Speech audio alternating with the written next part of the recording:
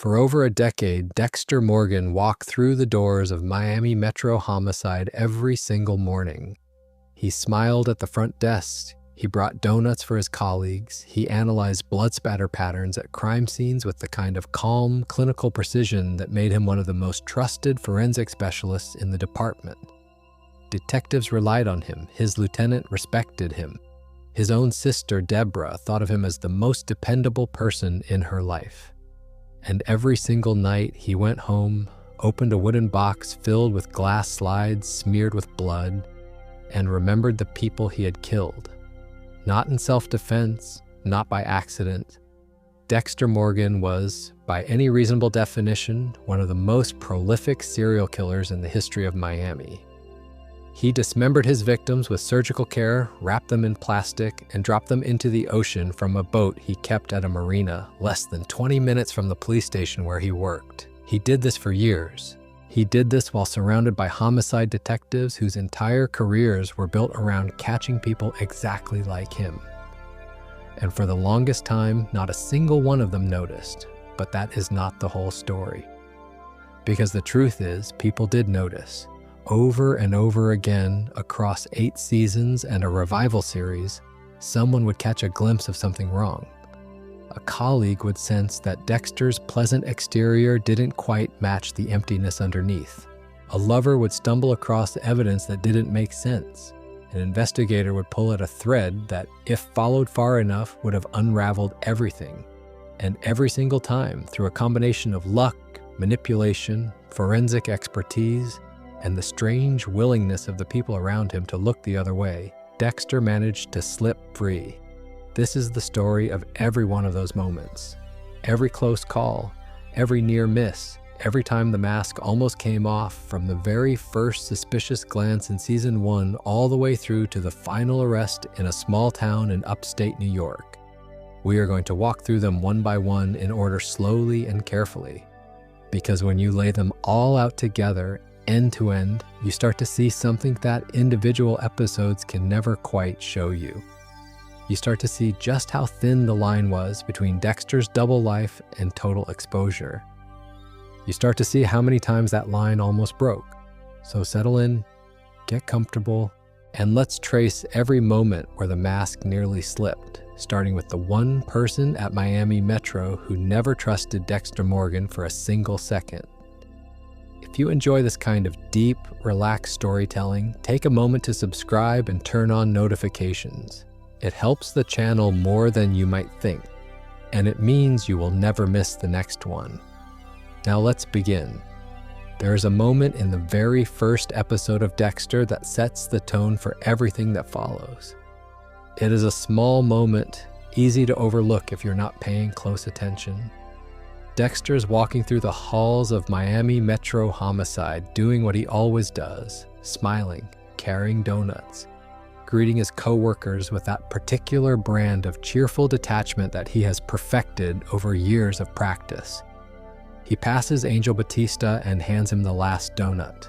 He waves to a few officers, he settles into his desk in the forensics lab, spins his chair, and gets to work. By every external measure, Dexter Morgan looks like the most agreeable, most harmless person in the building. And then Sergeant James Doakes walks up to his desk, and the atmosphere changes completely.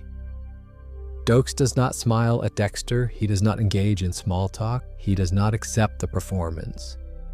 From the very first interaction, Doakes treats Dexter with a level of barely contained hostility that seems completely disproportionate to anything Dexter has actually done. He stares at him too long. He challenges his work. He questions where Dexter has been, what he has been doing, why he left his desk. And Dexter, in one of the most revealing lines of internal monologue in the entire series, asks himself the question that will hang over the show for years to come.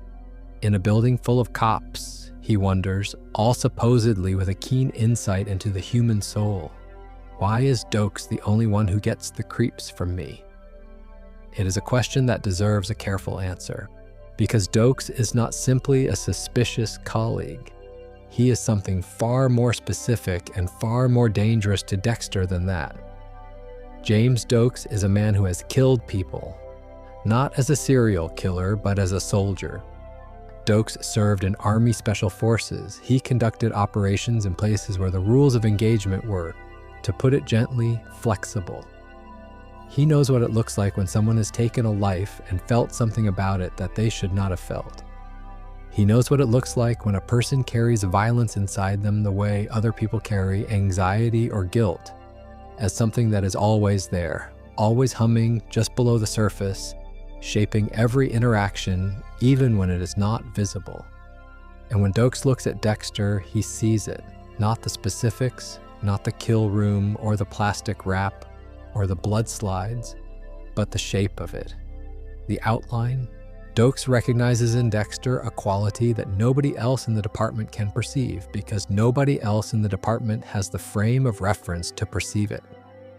Doakes has stood in rooms with dangerous men. He has been a dangerous man. And something about the way Dexter holds himself, the way his smile never quite reaches his eyes, the way he is always just a little too calm at crime scenes, triggers an alarm in Doakes that never ever turns off. What makes this so compelling from a storytelling perspective is that Doakes is right. He is absolutely, completely, unambiguously right. His instinct about Dexter is the single most accurate assessment anyone at Miami Metro will ever make. And yet, because he cannot prove it, because Dexter's mask is so carefully constructed, because the other members of the department find Doakes abrasive and Dexter charming, his suspicion gets dismissed over and over again as a personality conflict. People tell Doakes to back off. They tell him he is being paranoid. They tell him that Dexter is harmless, that Dexter is a good guy, that Doakes just has a problem with people. Throughout Season 1 and into Season 2, Doakes escalates his surveillance of Dexter in ways that would be considered harassment if they were directed at anyone who was not, in fact, a serial killer. He follows Dexter after work. He sits in his car outside Dexter's apartment. He tracks Dexter's movements through the city. At one point, he checks Dexter's video rental history, looking for some kind of tell, some evidence of deviance. When he discovers that Dexter has not rented a single pornographic film in 10 years, Doakes finds this suspicious rather than reassuring. And honestly, given what we know about Dexter, it is suspicious. A man who rents no porn, who shows no interest in any of the ordinary vices that make people human, who seems to have no real appetites at all apart from his work and his perfectly maintained relationships. That is not the profile of a well-adjusted person. That is the profile of someone who is hiding something so large that they cannot afford to let any part of their real self show through. Dexter, for his part, responds to Doakes' surveillance with a strategy that is both clever and deeply revealing about how he operates. He decides to bore Doakes into giving up. He takes up bowling, not because he enjoys bowling, but because bowling is the most relentlessly, punishingly normal activity he can think of. He joins a league. He shows up every week. He rolls ball after ball down the lane while Doakes sits at the bar, watching, waiting for Dexter to do something incriminating, growing more and more frustrated as the hours pass. And Dexter does nothing but bowl. It works. Eventually, Doakes gets bored and takes a night off, and Dexter uses the freedom to pursue his actual agenda. But the respite is temporary. Doakes always comes back. His gut will not let him stop. And this is where the dynamic between these two characters becomes genuinely fascinating, because it illustrates something important about how Dexter's double life actually functions. The people who are most likely to catch Dexter are not the ones with the most evidence. They are the ones with the strongest instincts. Evidence can be manipulated. Dexter works in forensics, and he is exceptionally good at manipulating evidence. But instinct is harder to defeat. You cannot forge a gut feeling. You cannot contaminate someone's sense that something is off. And Doakes' sense that something is off about Dexter is unshakable precisely because it is not based on evidence. It is based on recognition. This distinction matters because it establishes a pattern that will repeat throughout the entire series. The people who come closest to catching Dexter are almost never the ones following a trail of forensic breadcrumbs. They are the ones who feel something. Doakes feels it first, others will feel it later. And every time, Dexter's greatest challenge is not destroying evidence or creating alibis. It is convincing the people around him that their own instincts are wrong.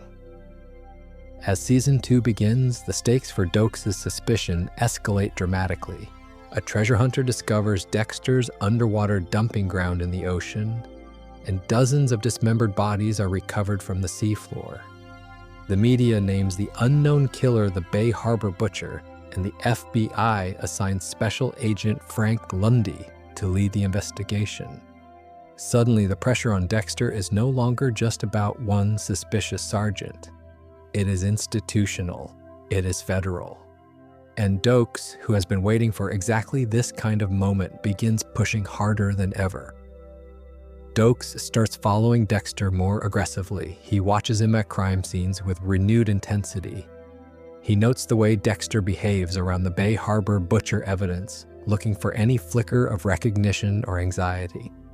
And Dexter, feeling the walls closing in from multiple directions, makes a decision that reveals just how seriously he takes the threat Doakes represents. He begins actively trying to redirect Doakes' attention, frames conversations in ways that plant ideas without ever stating them directly. And with Doakes, he begins a slow, deliberate campaign to make Doakes look unhinged. He goads Doakes into confrontations in front of witnesses. He remains calm and professional while Doakes loses his temper. He positions himself as the reasonable one, the victim of Doakes' irrational hostility, so that when Doakes inevitably says something accusatory, it gets dismissed as further evidence that Doakes has a personal problem rather than a legitimate concern. It is a masterful piece of social engineering, and it works for a surprisingly long time. But Doakes is not stupid, and he is not easily deterred. The man survived special operations in some of the most dangerous environments on Earth. He has a level of tenacity that most people simply cannot match. And as the Bay Harbor Butcher investigation intensifies, Doakes does something that no one else at Miami Metro would have done. He stops relying on surveillance and starts relying on technology. Doakes obtains a GPS tracking device and attaches it to Dexter's boat, the Slice of Life. This is the boat Dexter uses to transport bodies to his dumping ground.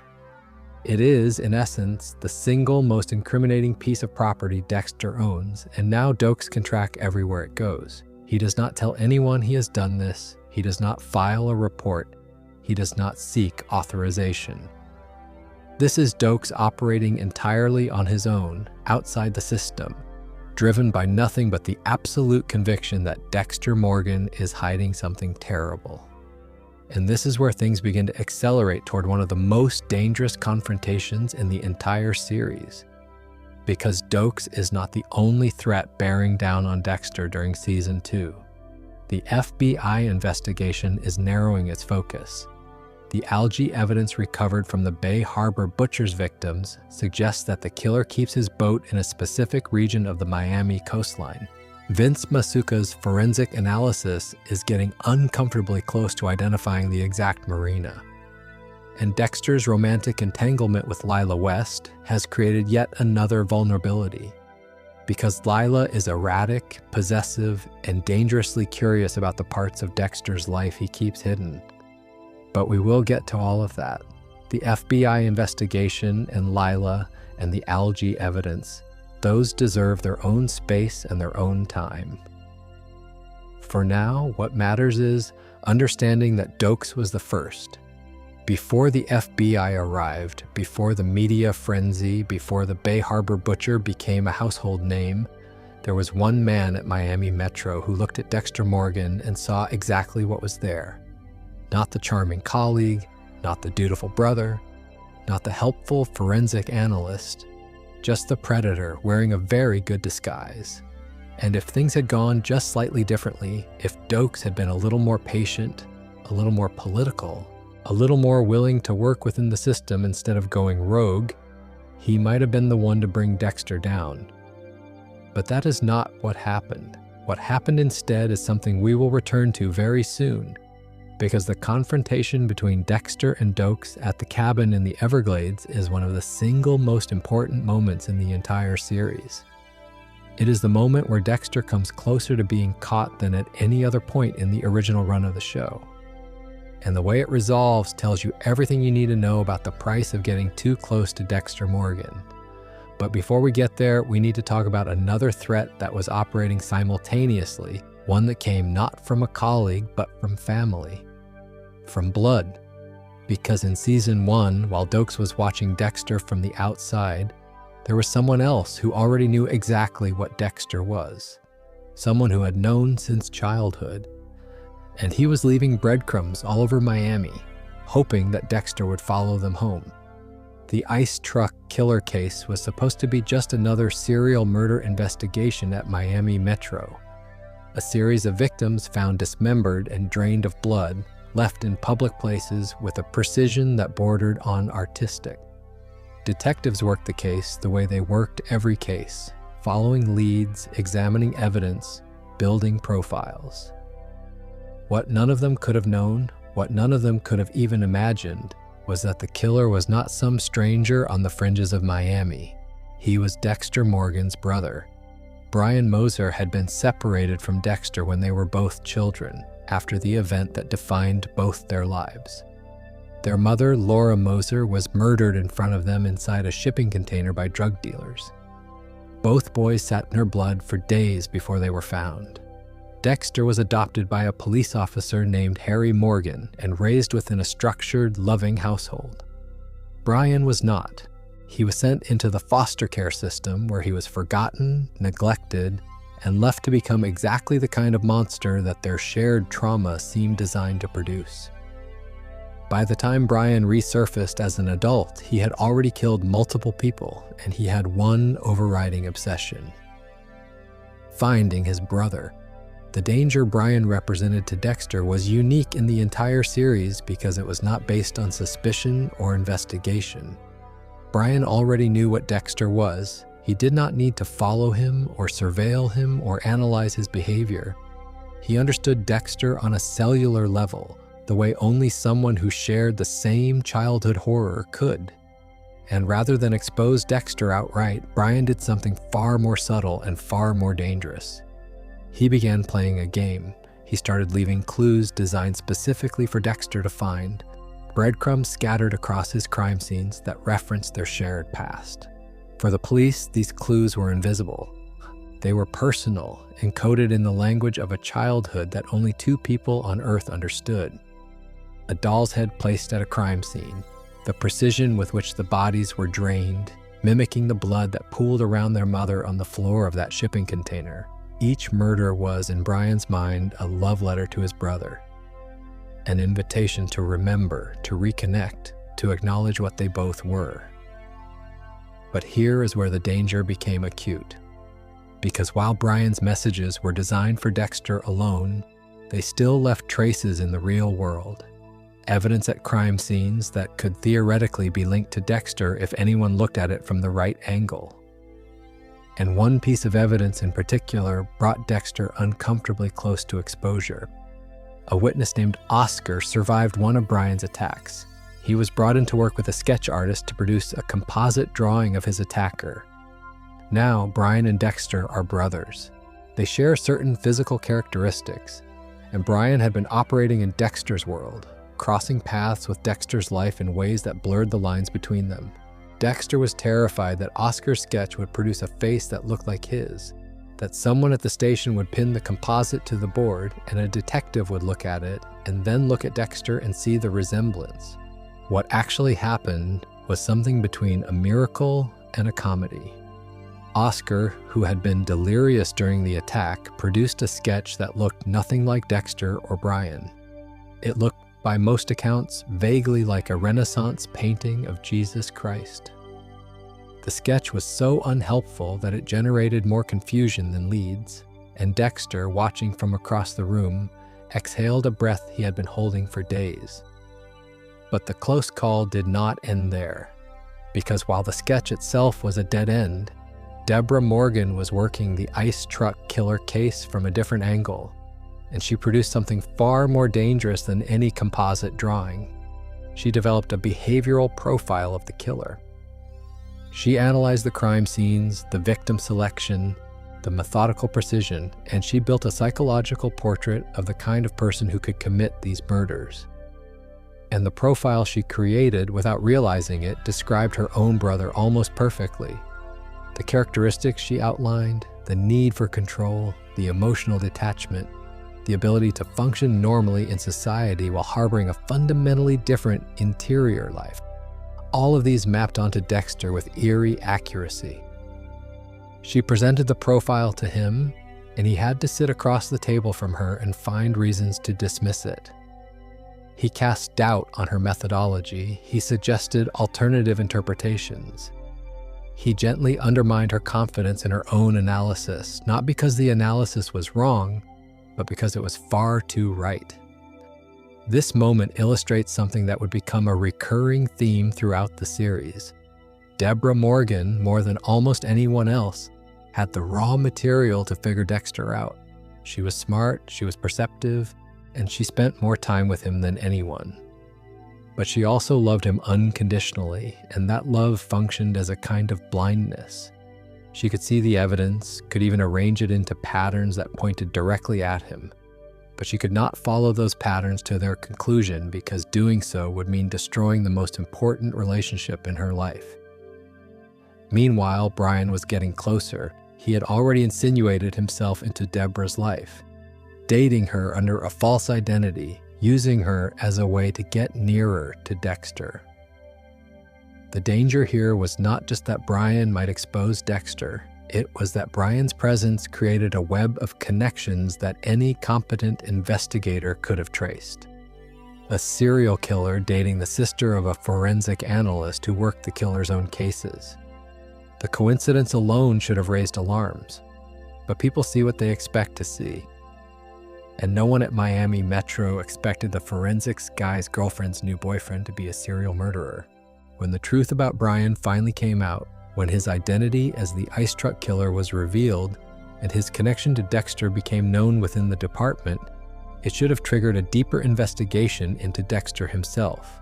After all, the discovery that Dexter's biological brother was a prolific serial killer who had been leaving messages specifically for Dexter at his crime scenes was, by any rational standard, grounds for serious scrutiny. Two brothers, both exposed to the same childhood trauma, one confirmed as a killer, and nobody thought to look more carefully at the other. But they did not look. The department was too relieved that the case was closed, too exhausted by the investigation, and too sympathetic toward Dexter as someone who had been victimized by the revelation rather than implicated by it. He was treated as a colleague who had suffered a terrible shock, not as a person of interest. And Dexter, with characteristic precision, made sure to dispose of any evidence that might have connected him to Brian's activities. He dumped his tools overboard, he cleaned his apartment, he went through his blood slides and checked each one for any anomaly that could tie him to the case. And then he found the smiley face. One of his blood slides, the one taken from Valerie Castillo, had a tiny, smiley face etched into it. It was Brian's final message, a wink from one brother to another, inscribed on the very trophy that could destroy Dexter if it were ever found by the wrong person. Dexter stared at it for a long time, and then he carefully, methodically cleaned it off. There was also, running parallel to the ice truck killer situation, a smaller but no less significant close call involving Rita Bennett's ex-husband, Paul. When Paul was released from prison early in the series, he immediately recognized that something was wrong with Dexter. Not in the same instinctive way that Doakes recognized it, but in a more specific, more personal way. Paul claimed that Dexter had drugged him and framed him for a crime. He told Rita that Dexter had come to their house, injected him with something, and then tipped off the police. Rita, understandably, did not believe this. Paul was a convicted abuser with a history of manipulation and dishonesty. Why would she believe his paranoid accusations against the man who had been nothing but gentle and supportive? But the problem was that Paul was telling the truth. Dexter had drugged him, Dexter had framed him. And there was one piece of physical evidence that could prove it: a shoe. During the altercation, one of Paul's shoes went missing, and Paul told Rita that if she found the shoe, it would prove his story. Rita did find the shoe. She found it in her house, exactly where Paul said it would be. And for a moment, just a moment, the possibility hung in the air that Rita might start asking questions that would be very difficult for Dexter to answer. She chose not to. She looked at the shoe, she considered what it meant, and she decided that she did not want to know. She put it away. She continued believing in the version of Dexter that made her life make sense. And Paul, who was the only person at that point telling the truth about what Dexter had done to him, died in prison without ever being believed. This is one of the quieter close calls in the series, but it is also one of the most important because it establishes a principle that will protect Dexter again and again throughout the show. People do not want to believe bad things about the people they love. Even when the evidence is literally in their hands, even when the person telling them the truth has no reason to lie, they will find a way to explain it away. Rita's refusal to investigate the shoe was not stupidity. It was self-preservation. She needed Dexter to be who she thought he was. And that need was stronger than any shoe. By the end of season 1, Dexter had survived multiple close calls that could have ended his double life. The sketch artist composite, Deborah's behavioral profile, Brian's breadcrumbs, Paul's accusations, Rita's discovery of the shoe. Each one of these was a crack in the mask, a moment where the truth was visible to someone if they chose to look at it directly. And each one sealed itself shut, not because the evidence disappeared, but because the people who encountered it could not or would not follow it to its conclusion. But the cracks were forming, and in season 2, one of them would split wide open. Season 2 of Dexter begins with a discovery that transforms the entire show.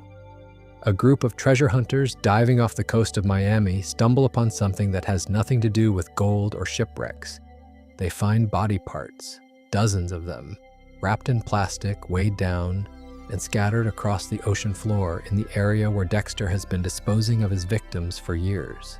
The discovery triggers one of the largest criminal investigations in Miami's history. The media names the unknown killer the Bay Harbor Butcher, and the FBI dispatches Special Agent Frank Lundy to take the lead. Lundy is everything that Doakes is not: calm, methodical, patient, and politically sophisticated. He does not operate on gut instinct. He builds cases brick by brick using data, behavioral analysis, and forensic evidence. And from the moment he arrives, the walls around Dexter begin to close in with a speed and precision that are genuinely terrifying. The first major problem for Dexter is the forensic evidence recovered from the ocean. The bodies themselves are a catalog of Dexter's methods: dismemberment patterns, wrapping techniques, the consistency of the cuts, suggesting a single perpetrator with medical or forensic knowledge. This alone narrows the suspect pool considerably. But the truly damaging evidence comes from an unexpected source. The algae, or Vince Masuka, Miami Metro's forensic specialist, discovers a specific type of algae diatom on the body bags that can be traced to particular coastal regions. The analysis suggests that the killer kept his boat in a specific stretch of the Miami coastline, and as the investigation progresses, the area narrows further and further.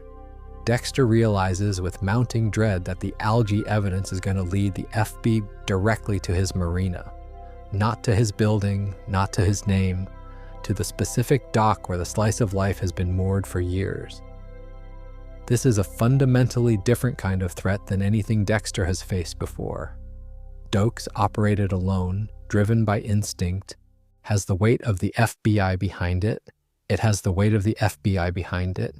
It has dedicated analysts working around the clock. It has resources that no individual investigator could match. And it is proceeding with a methodical thoroughness that leaves almost no room for Dexter to maneuver.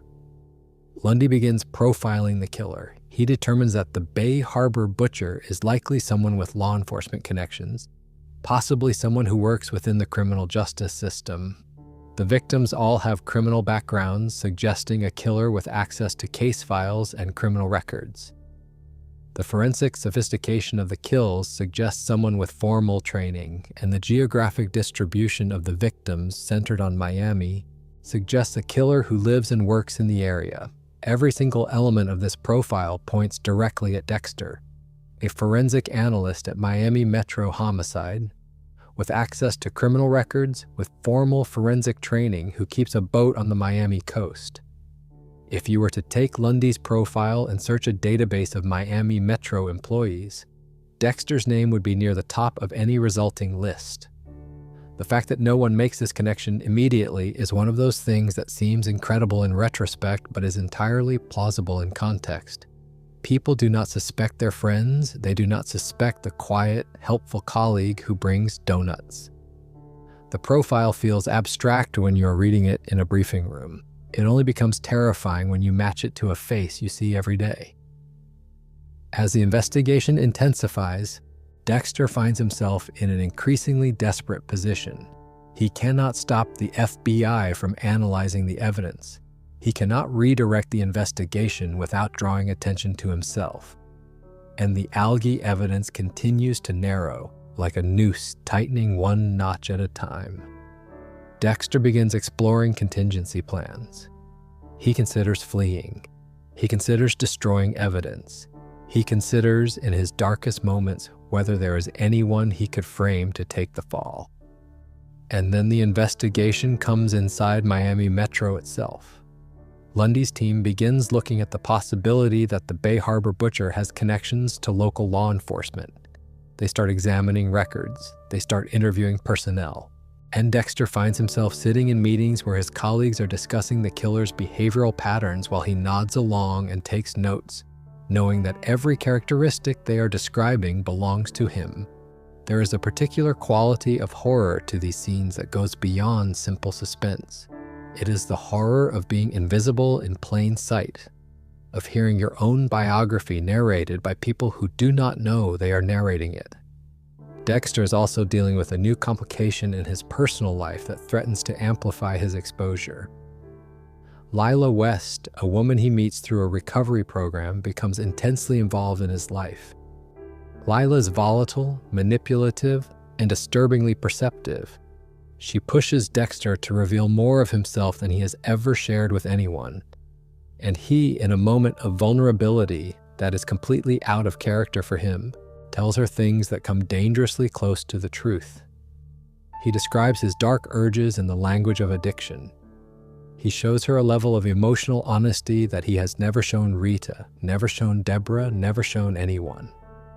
And Lila, who is drawn to darkness the way some people are drawn to light, does not recoil from what she sees. She leans into it. This would be dangerous enough on its own, but Lila also discovers Dexter's blood slides, the trophies he keeps from each kill. She does not immediately understand what they are, but she understands that they are important to Dexter in a way that is secret and intense and not entirely healthy. And she holds on to this knowledge the way a magpie holds on to a shiny object, not because she knows what to do with it yet, but because she recognizes that it has value. The crisis point arrives when the blood slides disappear from Dexter's apartment. They end up through a series of events involving Lila's interference in the possession of Sergeant Doakes. And when the FBI searches Doakes' car at the airport, they find the slides in his trunk. This is the moment that changes everything. The blood slides are the Bay Harbor butcher's signature. They are the most damning piece of evidence in the entire case. And they are found in the car of a man who already has a history of violent incidents, who has been behaving erratically, who has been making unsubstantiated accusations against a coworker, and who has just left the country under suspicious circumstances. Lundy and Captain Matthews bring Dexter in and tell him that James Doakes is their prime suspect for the Bay Harbor butcher. Dexter, in his lab, sitting among the instruments of his trade, listens to them lay out the case against his rival with the same clinical attention he brings to everything. They explain how Doakes investigated several of the butcher's victims before their deaths. They explain how his military background fits the profile. They present the blood slides, and then they ask Dexter, the department's most trusted forensic analyst, to lead the technical analysis of the evidence. Think about that for a moment. Dexter Morgan, the actual Bay Harbor butcher, is placed in charge of the forensic investigation into his own crimes, with the explicit task of analyzing evidence that he created. It is the most perfectly ironic arrangement imaginable. And Dexter, recognizing both the danger and the opportunity, accepts the assignment with an expression of professional concern that betrays nothing. His first act as lead forensic analyst on the case is to wipe his own fingerprints from the blood slide box. There's a particular kind of close call that involves not a single dramatic moment, but a sustained, grinding pressure that goes on for weeks. The Bay Harbor butcher investigation was that kind of close call. It was not a single crack in the mask. It was the mask being examined under a microscope by the most powerful law enforcement agency in the country. And the only reason it held together was that the wrong man's name was attached to the evidence at the critical moment. Doakes, of course, was not the Bay Harbor butcher. He was the one person who had been right about Dexter from the beginning. And his reward for being right was to have Dexter's crimes pinned on him, to be hunted by the FBI, to be branded a killer in the press, and ultimately, to die in an explosion at a cabin in the Everglades that destroyed both him and any chance of the truth ever coming to light. But before that explosion, before the final resolution of the Bay Harbor butcher case, there was one more confrontation that needs to be examined carefully. Doakes stopped following hunches, and started following GPS coordinates the moment he tracked Dexter's boat to the Everglades, and what he found there. To understand what happened at the cabin, you need to understand the sequence of events that led Dexter there in the first place. The FBI investigation had narrowed its focus to Doakes. The blood slides had been found. The media was running around the clock coverage, and Dexter, who should have been feeling nothing but relief at having a scapegoat handed to him on a silver platter, was instead dealing with a problem he had created for himself. Before the investigation pointed at Doakes, Dexter had been using a cabin in the Everglades as a temporary kill site. The cabin belonged to a man named Jimenez, one of the drug dealers who had been involved in the murder of Dexter's mother decades earlier. Dexter had tracked Jimenez down, killed him, and left the cabin in a state that would be incriminating if anyone ever found it. Body parts, tools, evidence of exactly the kind of methodical violence that the Bay Harbor butcher was known for. With the FBI swarming around Miami Metro and the investigation reaching its climax, Dexter needed to clean that cabin. He needed to remove every trace of Jimenez, every trace of himself, and make the place look like nothing had ever happened there. So one night, he slipped out of his apartment through a window to avoid the FBI protection detail that had been assigned to him. He climbed onto the slice of life, and he headed deep into the Everglades to erase his tracks. He did not know that Doakes had attached a GPS tracker to his boat weeks earlier. He did not know that Doakes, now a fugitive suspected of being the Bay Harbor butcher, was monitoring that tracker from hiding. And he did not know that Doakes, driven by the same relentless determination that had defined his pursuit of Dexter from the very beginning, had decided to follow the signal to wherever it led. Dexter arrived at the cabin and began cleaning. He dismantled the kill site, he scrubbed surfaces, he gathered the remains of Jimenez's body and packaged them for disposal at sea. It was the kind of meticulous, thorough work that Dexter excelled at, and he moved through it with the practiced efficiency of someone who had done this many times before. When he was finished, he loaded the body parts onto his shoulders and carried them toward his boat. And that is when he heard the voice. Doakes stepped out of the darkness with his gun drawn. He had followed the GPS signal to the cabin, hiked through the swamp in the dead of night, and arrived just in time to see Dexter Morgan carrying the dismembered remains of a human being across a clearing in the Everglades. There was no ambiguity, no room for explanation, no possible interpretation other than the truth. Doakes was looking at exactly what he had always believed he would find if he followed Dexter far enough. This is, without question, the single closest Dexter came to being caught in the original series. Not almost caught, actually caught. Doakes had him at gunpoint with physical evidence literally in his hands. If Doakes had been 10 feet farther away, if he had called for backup before approaching, if he had had a phone signal in the Everglades, the series would have ended in Season 2. Dexter Morgan would have been arrested, tried, convicted, and sentenced to death. Everything that followed, the 7 subsequent seasons, the relationships, the kills, the slow unraveling, none of it would have happened. But Doakes did not call for backup. He did not have backup to call. He was a fugitive. The FBI thought he was the Bay Harbor Butcher. He had no allies, no resources, no authority. He was one man with a gun standing in a swamp, confronting a serial killer who had nothing left to lose. Doakes attempted to make the arrest anyway. He ordered Dexter to put the body parts down. He announced that Dexter was being taken into custody. For a moment, the two men stood face to face in the darkness, and the entire geometry of the show hung in the balance. Doakes had the truth. He had always had the truth, and now he had the evidence to prove it. Then Dexter attacked. The fight was brief and brutal. Doakes managed to shoot Dexter in the thigh during the struggle, but Dexter, despite the wound, overpowered him. He used a sleeper hold to knock Doakes unconscious and then dragged him into the cabin. Inside, there was a large cage that Jimenez had used to store drugs. Dexter locked Doakes inside it. When Doakes woke up, he was a prisoner. The man who had spent 2 years trying to prove that Dexter was a killer was now locked in a cage by that killer, deep in the Everglades, with no way to contact anyone and no one looking for him. He screamed at Dexter through the bars. He told him that he would have to kill him. He told him that this was not over. And Dexter, nursing the bullet wound in his leg, looked at the man who had been right about everything and tried to decide what to do. This is one of the most morally complex moments in the entire series, and it deserves to be examined carefully because it reveals something essential about how Dexter's mind works. Doakes was not a bad person. He was, by most measures, a good one. He was a decorated soldier, a committed detective, and the only person at Miami Metro with the courage to trust his own instincts about Dexter when everyone else was telling him he was wrong. He did not deserve to be in that cage, and Dexter knew it.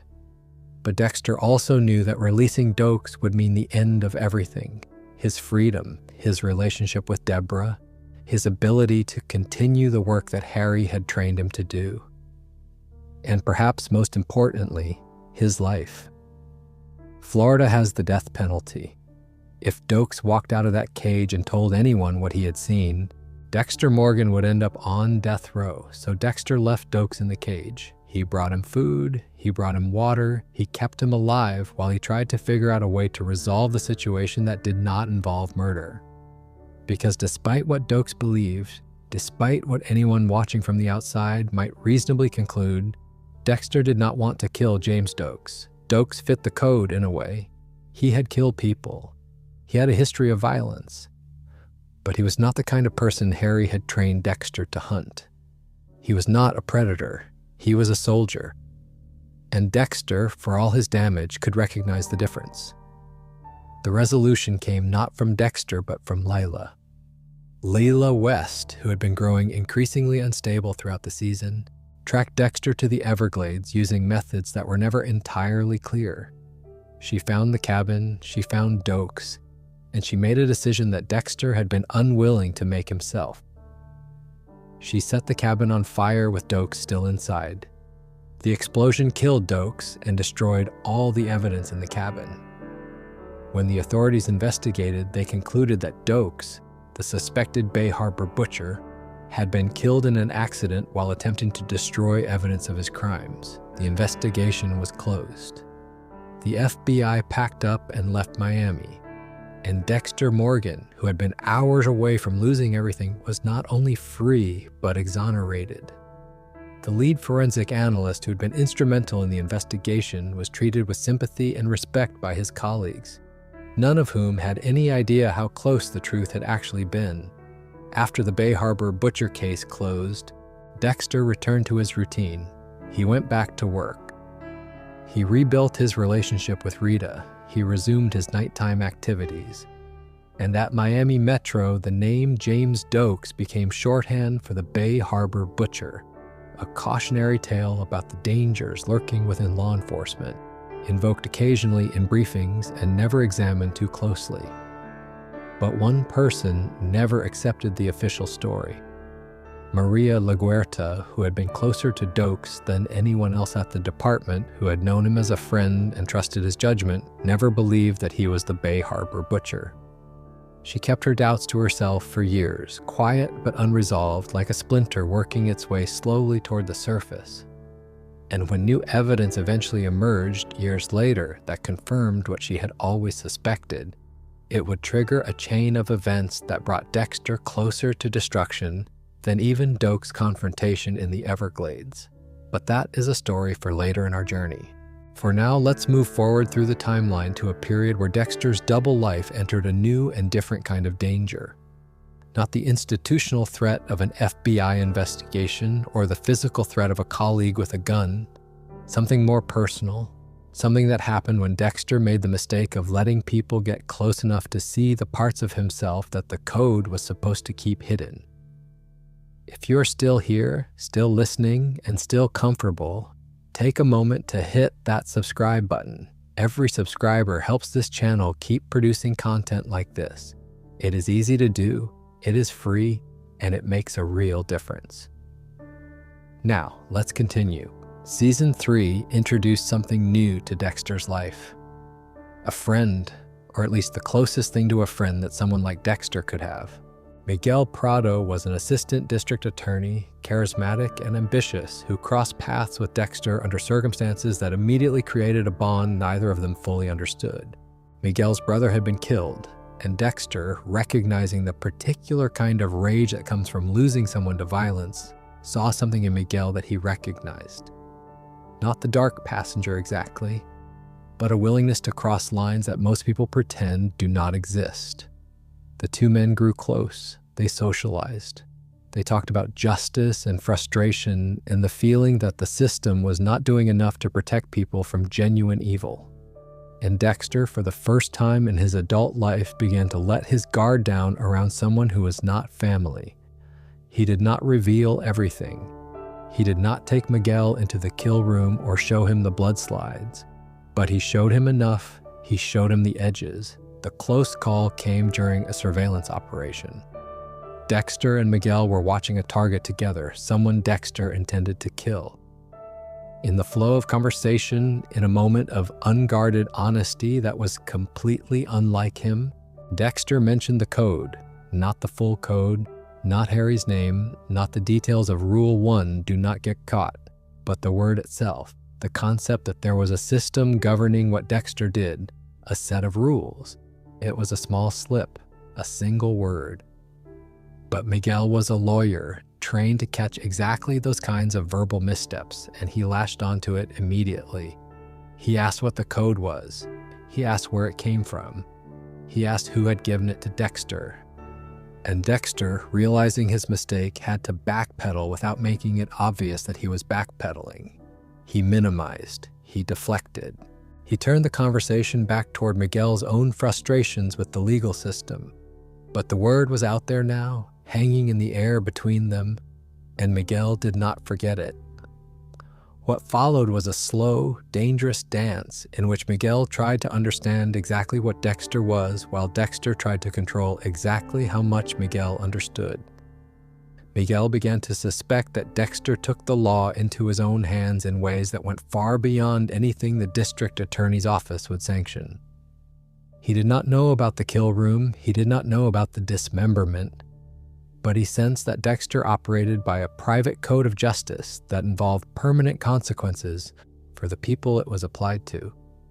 The danger of the situation was different from the danger posed by Doakes or the FBI. Miguel was not trying to arrest Dexter, he was trying to join him. He wanted to be part of whatever Dexter was doing. He wanted to understand the code so that he could use it himself. And for Dexter, who had spent his entire life hiding his true nature from everyone around him, the prospect of being understood, even partially, even incorrectly, was both seductive and terrifying. The relationship eventually deteriorated. Miguel proved to be unreliable, impulsive, and ultimately dangerous in ways that forced Dexter to take action. But the close call lingered, because even after Miguel was gone, the principle remained. If Dexter let people in, if he allowed himself moments of genuine connection, if he dropped his guard even for an instant, the truth would start leaking out. Not in big dramatic revelations, but in small verbal slips, accidental admissions, moments where the mask shifted just enough for someone paying attention to glimpse what was underneath. Season 4 took this principle and amplified it to its most devastating extreme. Arthur Mitchell, known to the police as the Trinity Killer, was a family man, a church deacon, a pillar of his community. He had been murdering people for over 30 years, following a precise 3-step ritual that repeated endlessly, and no one in his life had ever suspected him. When Dexter discovered Arthur's identity, he did not immediately kill him. Instead, he was fascinated. Here was a serial killer who had sustained a double life for 3 decades, far longer than Dexter had managed. Here was proof that it was possible to do this forever, to maintain the mask indefinitely, to have a family and a career and a secret that never came to light. Dexter infiltrated Arthur's life under the alias Kyle Butler. He showed up at Arthur's house with store-bought cookies and a fabricated story about being new to the area. He attended Arthur's family dinners, he went to his church events, he studied the way Arthur maintained his facade, looking for techniques he could apply to his own life. And for a while, it worked. Arthur accepted Kyle Butler at face value. He welcomed him into his home. He even seemed to enjoy the companionship. But Arthur Mitchell had not survived 30 years as a serial killer by being trusting. Eventually, something about Kyle Butler started to feel wrong to him. The way Dexter asked too many questions, the way he seemed a little too interested in Arthur's routines, the way his smile had the same quality as Arthur's own, practiced rather than felt. Arthur began to investigate. The investigation accelerated when Arthur realized that Kyle Butler was not who he claimed to be. There was no Kyle Butler at the address Dexter had given. There was no record of the life story Dexter had fabricated. Arthur had been duped, and for a man whose entire existence depended on controlling every variable in his environment, being duped was unforgivable. Arthur went to the Miami phone book. He found 2 listings for Kyle Butler. And then he did something that demonstrates the cold, systematic violence that had kept him free for 30 years. He went to the first Kyle Butler's apartment and killed him. An innocent man murdered for the crime of sharing a fake name that Dexter had invented. When Dexter arrived at the crime scene, when he recognized the victim's name on the incident report, the realization hit him like a physical blow. His deception had gotten an innocent person killed. And Arthur was still out there, still looking for the real Kyle Butler, still getting closer to identifying Dexter Morgan. The threat became acute when the police began using sketch artists to create composite drawings of Kyle Butler. They brought in Arthur's family members, each of whom had met Dexter face-to-face during those family dinners. Dexter watched in agony as multiple sketches were produced, each one capturing different aspects of his face. Quinn, who was present during the process, noticed something. The sketches looked familiar. He could not immediately place the resemblance, but a quiet alarm went off in his mind that would not fully sound until the following season. Arthur Mitchell's hunt for Kyle Butler ended when Arthur himself was killed by Dexter, but not before Arthur committed one final act of violence that would shatter Dexter's world permanently. He found Dexter's home. He discovered his real identity. And while Dexter was busy tracking Arthur across Miami, Arthur went to the Morgan house and murdered Rita in the bathtub, leaving Harrison sitting in her blood in a deliberate echo of what had happened to Dexter and Brian as children. Rita's murder was not, strictly speaking, a close call in the traditional sense. Arthur did not expose Dexter to the police. He did not reveal his identity to Miami Metro. but the murder itself attracted scrutiny. Quinn, who had already been suspicious of Dexter's behavior, began asking questions about Dexter's relationship with the Trinity case. He noticed how Dexter had known things about Trinity that he should not have known. He noticed the Kyle Butler sketches and their resemblance to a certain forensic analyst, and he filed these observations away, quietly, carefully, building a theory that would take him down a dangerous road in the seasons to come. The close calls of seasons 3 and 4 were different from those that came before. They were not about evidence or investigations, they were about relationships, about the fundamental contradiction at the heart of Dexter's existence. He needed to be close to people in order to maintain his cover, but the closer he got to people, the more likely they were to see through it. Miguel Prado saw a piece of the truth because Dexter let himself have a friend. Arthur Mitchell nearly destroyed Dexter because Dexter let himself have a mentor. And the sketch of Kyle Butler would haunt Dexter because he had let himself be seen. The mask was still intact, but it was getting thinner. Joey Quinn was never the smartest detective at Miami Metro. He was not the most disciplined. He had a reputation for cutting corners, for bending rules, for pursuing personal interests when he should have been focused on the job. But Quinn had one quality that made him dangerous to Dexter in a way that almost no one else at the department was. He noticed things, not big things, not the kind of dramatic revelations that break cases wide open, small things, the kind of quiet inconsistencies that most people register unconsciously and then immediately forget.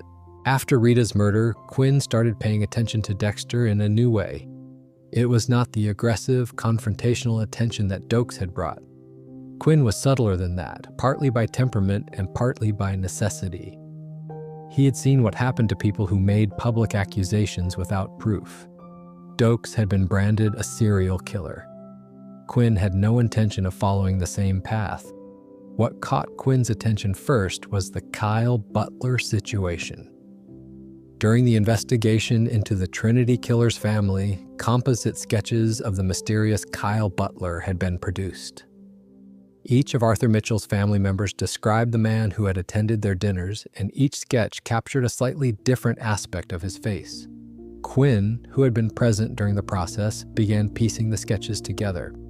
He laid them out on his desk. He looked at them from different angles, and something about the eyes, the jawline, the overall proportions of the face reminded him of someone he saw every day at work. He did not go to LaGuerta. He did not go to Batista. He did not file a report or open an official investigation. Instead, Quinn did something that was simultaneously smarter and more reckless. He went to the source. He tracked down Jonah Mitchell, Arthur's son, at a convenience store near the safe house where the Mitchell family was being held under FBI protection. Quinn showed Jonah a photograph of Dexter and asked point blank if that was Kyle Butler. Quinn never got his answer. An FBI handler spotted him approaching a protected witness, drew his weapon, and arrested Quinn on the spot. He was hauled in, reprimanded, and put on unpaid suspension. LaGuerta called his accusation about Dexter bullshit and reminded him that Dexter had just lost his wife. From the department's perspective, Quinn was a detective who had gone off the rails, harassing a grieving colleague based on nothing more than a hunch. But Quinn did not stop. He could not stop. The resemblance between the sketches and Dexter was too specific to ignore. And Quinn's instinct, the same kind of gut-level recognition that had driven Doakes, told him that there was something here worth pursuing. So he went outside the department. He found Stan Liddy. Liddy was a former detective who had been fired from the force for misconduct. He was desperate, bitter, and willing to do things that no active officer would risk. Quinn hired Liddy to conduct an off-the-books surveillance operation on Dexter Morgan. No warrants, no oversight, no official record, just Liddy, a van full of camera equipment, and the instructions to find out what Dexter was hiding. This was, from Dexter's perspective, an entirely invisible threat. He had no idea Quinn suspected him. He had no idea Liddy existed. He was operating under the assumption that the Kyle Butler situation had been resolved with Arthur's death. that the sketches were sitting in a file somewhere gathering dust, and that nobody was connecting those sketches to his face.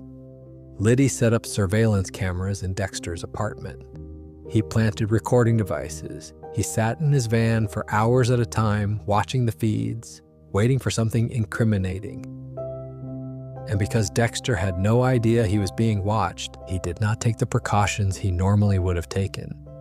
He spoke more freely, he moved more openly, he allowed himself the small carelessnesses that accumulate when a person believes they are not being observed.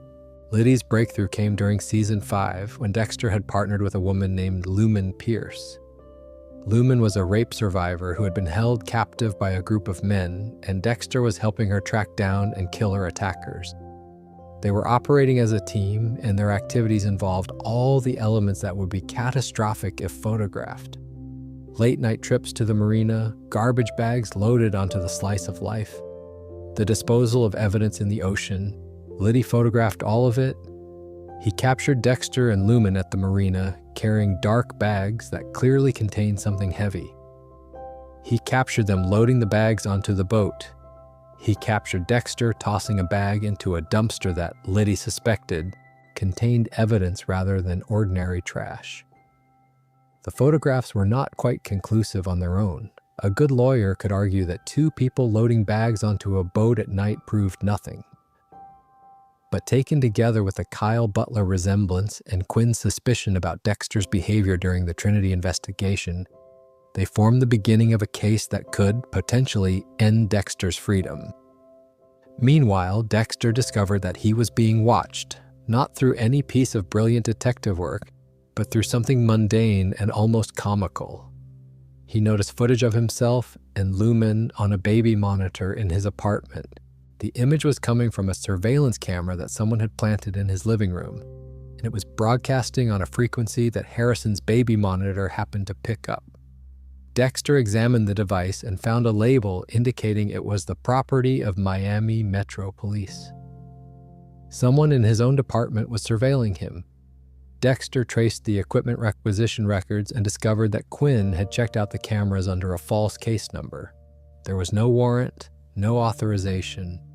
Quinn was operating completely off the books, which meant that anything Liddy found would be inadmissible in court.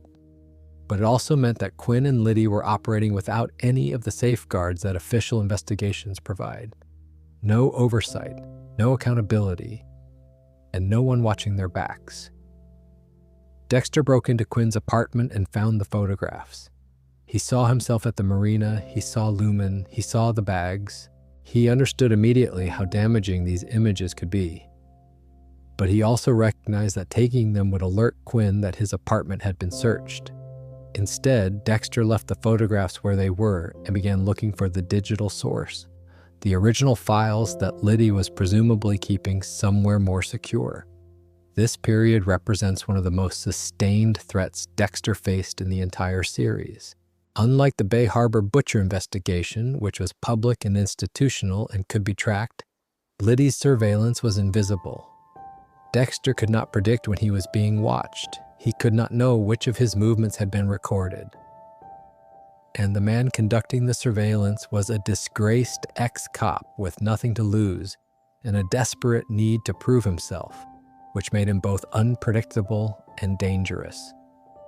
The confrontation that ended this particular threat happened inside Liddy's van, and it happened with a speed and violence that caught everyone involved off guard. But that moment deserves its own space because what happened in that van was one of the most claustrophobic, desperate close calls in the entire series, and it left behind consequences that would ripple through the rest of Season 5 and beyond. Stan Liddy had been building toward a confrontation for weeks. Was compelling, but none of it was compelling, but none of it was obtained legally. Liddy had no warrant. He had no official standing.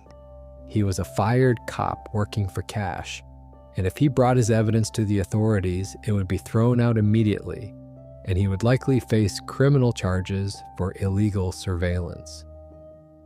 So Liddy decided to take matters into his own hands. His plan was simple and desperate. He would confront Dexter directly, show him the evidence, and force a confession. With a recorded confession, the illegality of the surveillance would become irrelevant. The confession itself would be the evidence, and Liddy could use it to rebuild his career and get his badge back. The ambush happened outside Dexter's apartment. Liddy was waiting with a taser, and when Dexter approached, Liddy fired. Dexter went down.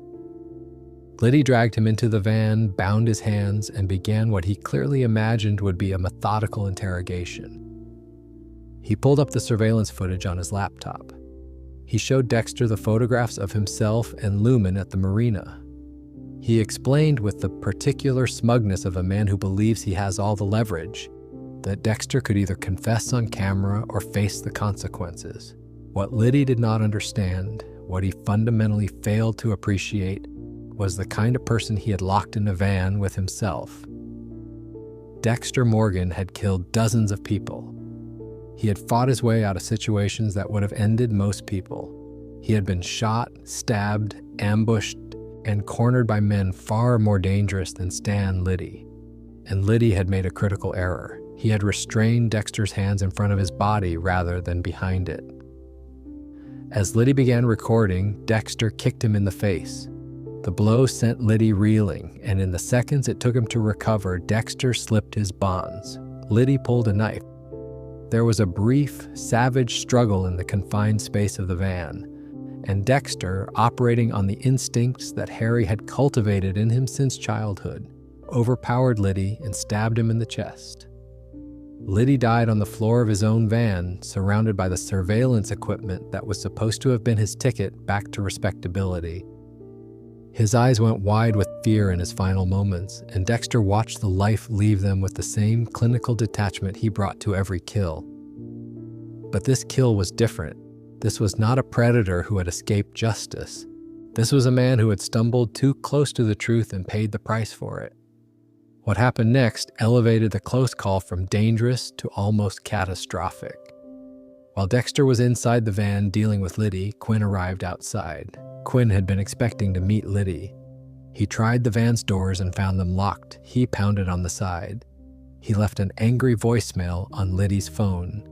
And Dexter, crouched over Liddy's body inside the van, held his breath and waited for Quinn to leave. Quinn did leave. But as he walked away, a single drop of Liddy's blood leaked out from the bottom of the van and landed on Quinn's shoe. Quinn did not notice. He walked back to his car, drove away, and did not realize until much later that he was carrying physical evidence that connected him to a crime scene. When Liddy's body was eventually discovered, the investigation focused immediately on Quinn. The surveillance equipment was traced to him. The phone records showed dozens of calls between Quinn and Liddy, and the blood on Quinn's shoe placed him at the scene. Quinn was arrested, he was interrogated. He was, for a brief and terrifying period, the prime suspect in a murder that Dexter had committed. And then Dexter was asked to analyze the blood on Quinn's shoe. This is the kind of moment that defines the entire moral architecture of the show. Dexter had killed Liddy. The blood on Quinn's shoe was Liddy's blood, transferred there because Quinn happened to be standing near the van at the wrong moment. If Dexter analyzed the blood honestly and reported that it belonged to Liddy, Quinn would be charged with murder. An innocent man would go to prison for a crime Dexter committed. Dexter chose to falsify the results. He reported that the blood on Quinn's shoe did not match Liddy's blood, and Quinn was released. The charges were dropped. The investigation went cold. And Quinn, who understood on some level that Dexter had saved him from a conviction he did not deserve, stopped asking questions about Kyle Butler. He stopped pursuing his theory about Dexter. He owed Dexter his freedom, and that debt bought Dexter something more valuable than any piece of destroyed evidence. It bought him silence. The Liddy situation was resolved, but it left Dexter in a position that was becoming increasingly untenable. Every close call created complications. Every narrow escape generated new debts, new secrets, new people who knew fragments of the truth. Doakes had known and died. Lila had known and died. Miguel had known and died. Liddy had known and died. Put the pieces together would not be a put. The pieces together would not be a colleague or a stranger or a hired investigator. It would be the person who loved Dexter more than anyone else in the world. The season 6 finale contains what might be the single most important scene in the entire run of the show, not because it is the most suspenseful, not because it involves the most evidence or the most sophisticated investigation, but because it is the moment that fundamentally changes the nature of Dexter's double life. It is the moment when the secret stops being a secret and becomes a burden shared by two people instead of one. Throughout season 6, Dexter had been hunting a killer known as the Doomsday Killer, a man named Travis Marshall, who believed he was enacting the prophecies of Revelation through a series of elaborate theatrical murders. Travis was dangerous, delusional, and increasingly unstable, and Dexter, who had been tracking him for weeks, finally cornered him in an abandoned church on the outskirts of Miami. The kill was not unusual by Dexter's standards. He subdued Travis, he laid out the plastic sheeting, he prepared his tools, and on a makeshift altar in the nave of the church, he plunged a knife into Travis Marshall's chest. It was clean, controlled, and completely consistent with the code. Travis was a killer. He had murdered innocent people. Harry would have approved. What Dexter did not know was that Deborah had followed him. Deborah had been going through her own journey during season 6. She had started seeing a therapist, working through her complicated feelings about Dexter, and the therapist had helped her realize something that she had been suppressing for years. She was in love with her adopted brother, not in the way that siblings love each other, in a deeper, more consuming way that she had never been able to name or acknowledge.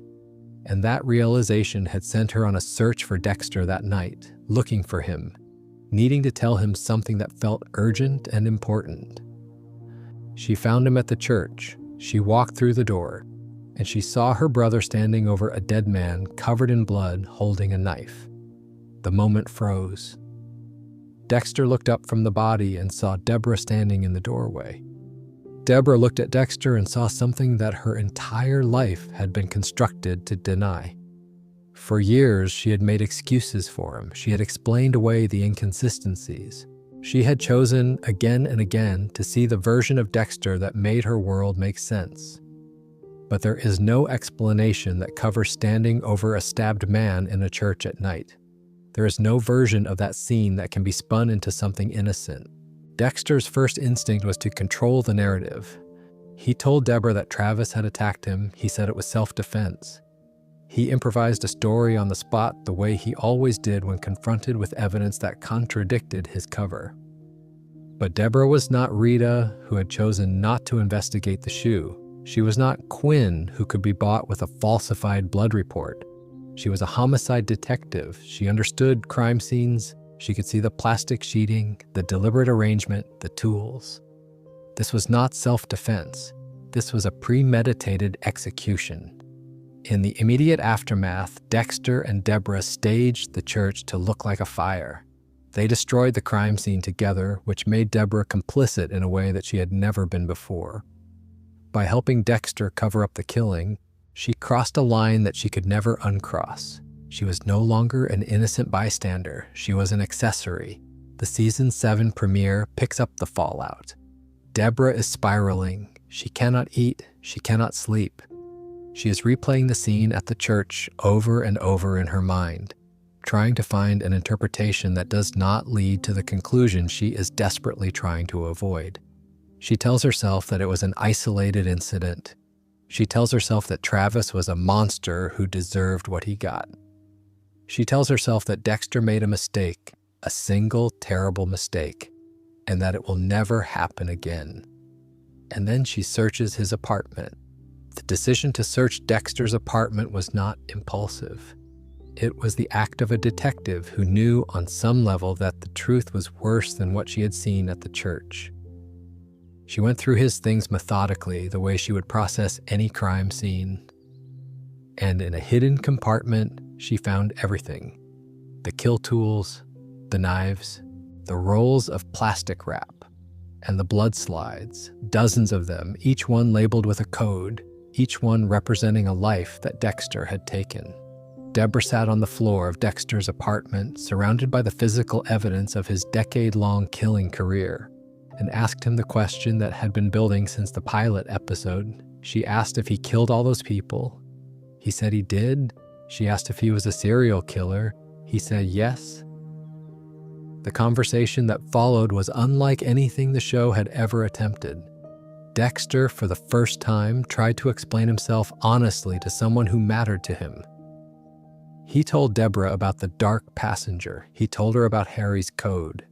He told her that Harry had known what he was since childhood and had channeled his violent impulses into something that had rules and boundaries. He told her that he only killed people who deserved it, people who had escaped justice, people who would continue hurting others if someone did not stop them. Deborah listened. She cried. She vomited in the hallway. And then she punched Dexter in the face. What makes this close call different from everyone that preceded it is that it did not resolve. Every previous threat to Dexter had been neutralized, either through Dexter's own actions or through circumstances that worked in his favor. Doakes was killed. The FBI investigation was closed. Lila was eliminated. Quinn was silenced. But Deborah could not be neutralized. She was Dexter's sister. She was the most important person in his life. And she was now carrying the weight of his secret alongside her own conscience, and the strain was destroying her. Deborah's response to the revelation was not to turn Dexter in. It was to try to fix him. She moved him into her apartment. She implemented a kind of serial killer rehabilitation program, requiring Dexter to be honest with her about his urges, to tell her when he felt the need to kill, to allow her to monitor his movements. It was well-intentioned and completely futile. You cannot rehabilitate a compulsion that has been part of someone's neurological architecture since childhood. Dexter could no more stop killing than he could stop breathing. But Deborah needed to try, because the alternative, turning her brother over to the authorities, was something she could not bring herself to do. This period is one of the most psychologically rich in the entire series, and it deserves a slow examination because it reveals the true cost of the close calls we have been discussing. Every near miss that Dexter survived left debris. Every narrow escape created new complications. And now all of that accumulated wreckage was piling up inside Deborah's mind, a woman who had spent her entire career on the right side of the law, who had built her identity around being a good cop, and who was now protecting a serial killer because he happened to be her brother. The psychological damage was immense. Deborah began drinking more heavily. She developed anxiety that bordered on panic disorder. She lost the ability to separate her professional life from the impossible secret she was carrying.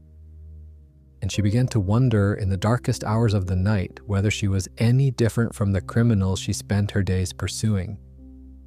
She was obstructing justice. She was destroying evidence. She was, by any legal definition, an accomplice to murder. And the worst part was that it was not over.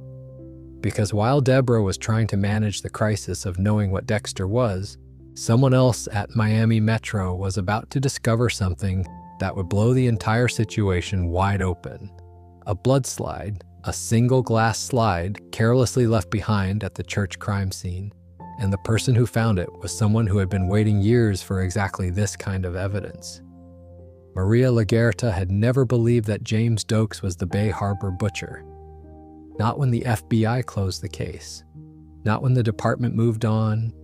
Not when years passed and the butcher's name faded from the news cycle into a historical footnote. She had known Doakes personally. She had trusted his judgment. She had seen the way he investigated cases, the way he cared about justice in a way that was fierce and sometimes abrasive, but always genuine. And she knew with a certainty that never wavered that the man she had known was not capable of what the Bay Harbor butcher had done. For years, this conviction remained private. LaGuerta kept it to herself, understanding that pursuing it would be seen as delusional at best and career-ending at worst. The case was closed. The evidence, such as it was, pointed to Doakes. Reopening it would mean challenging the FBI, challenging her own department, and challenging a narrative that everyone had accepted because accepting it was easier than facing the alternative. And then Vince Masuka mentioned the blood slide. The slide had been found at the church where Travis Marshall was killed. It was a small piece of glass with a trace of blood on it, consistent with the trophies that the Bay Harbor Butcher was known to collect from his victims. The blood on the slide belonged to Travis Marshall, and the fact that it existed at all raised a question that LaGuerta could not ignore. If Doakes was the Bay Harbor Butcher and Doakes was dead, then who left a Bay Harbor Butcher blood slide at a crime scene years after Doakes' death? LaGuerta sent the slide to a private lab, bypassing Masuka and the department's own forensics unit.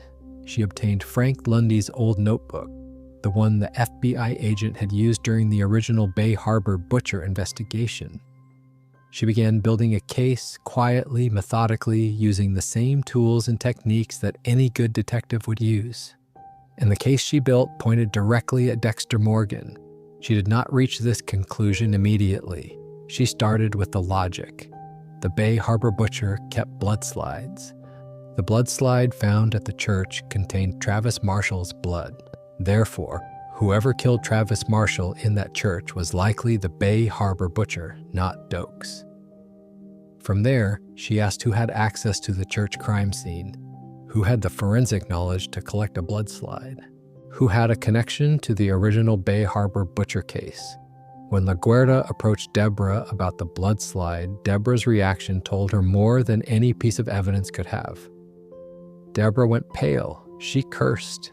She immediately offered to help with the investigation, which LaGuerta accepted, not realizing that Deborah's real motivation was to monitor and sabotage the investigation from the inside.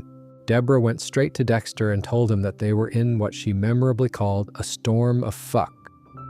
LaGuerta compiled a list of people who had gone missing since Doakes' death and who fit the victim profile of the Bay Harbor Butcher. She planned to interview the friends and families of everyone on the list, looking for connections to anyone at Miami Metro. When Deborah showed Dexter the list, he admitted that 3 of the missing persons were his victims. 3 names on a list that LaGuerta was about to investigate. 3 potential threads that, if pulled, could lead back to him. Deborah intervened. She took over the interview with the family of one of Dexter's victims, a man named Philip Barnes, to make sure nothing incriminating surfaced. She fed LaGuerta misleading information. She did everything she could to steer the investigation away from Dexter without being obvious about it. But LaGuerta was too experienced and too determined to be easily misled. She continued digging. The investigation intensified when LaGuerta brought in Thomas Matthews, the former police chief. She laid out her evidence, the blood slide, the missing persons, the circumstantial connections to Miami Metro personnel. She showed him a list of department employees who owned boats. Matthews' own name was on the list, which he dismissed with a reference to his hernia operation. But the list also included Dexter Morgan's name, and LaGuerta circled it with an emphasis that made her suspicion clear. Matthews was skeptical, but LaGuerta was persuasive. She reminded him of Dexter's background. Born in a shipping container, surrounded by his mother's blood, adopted by a cop. His brother, Brian Moser, revealed as the ice truck killer, a serial killer who dismembered his victims, the same method used by the Bay Harbor Butcher. The cabin where Doakes died had been rented by Jimenez, one of the men who killed Dexter's mother. The coincidences were too numerous and too specific to ignore.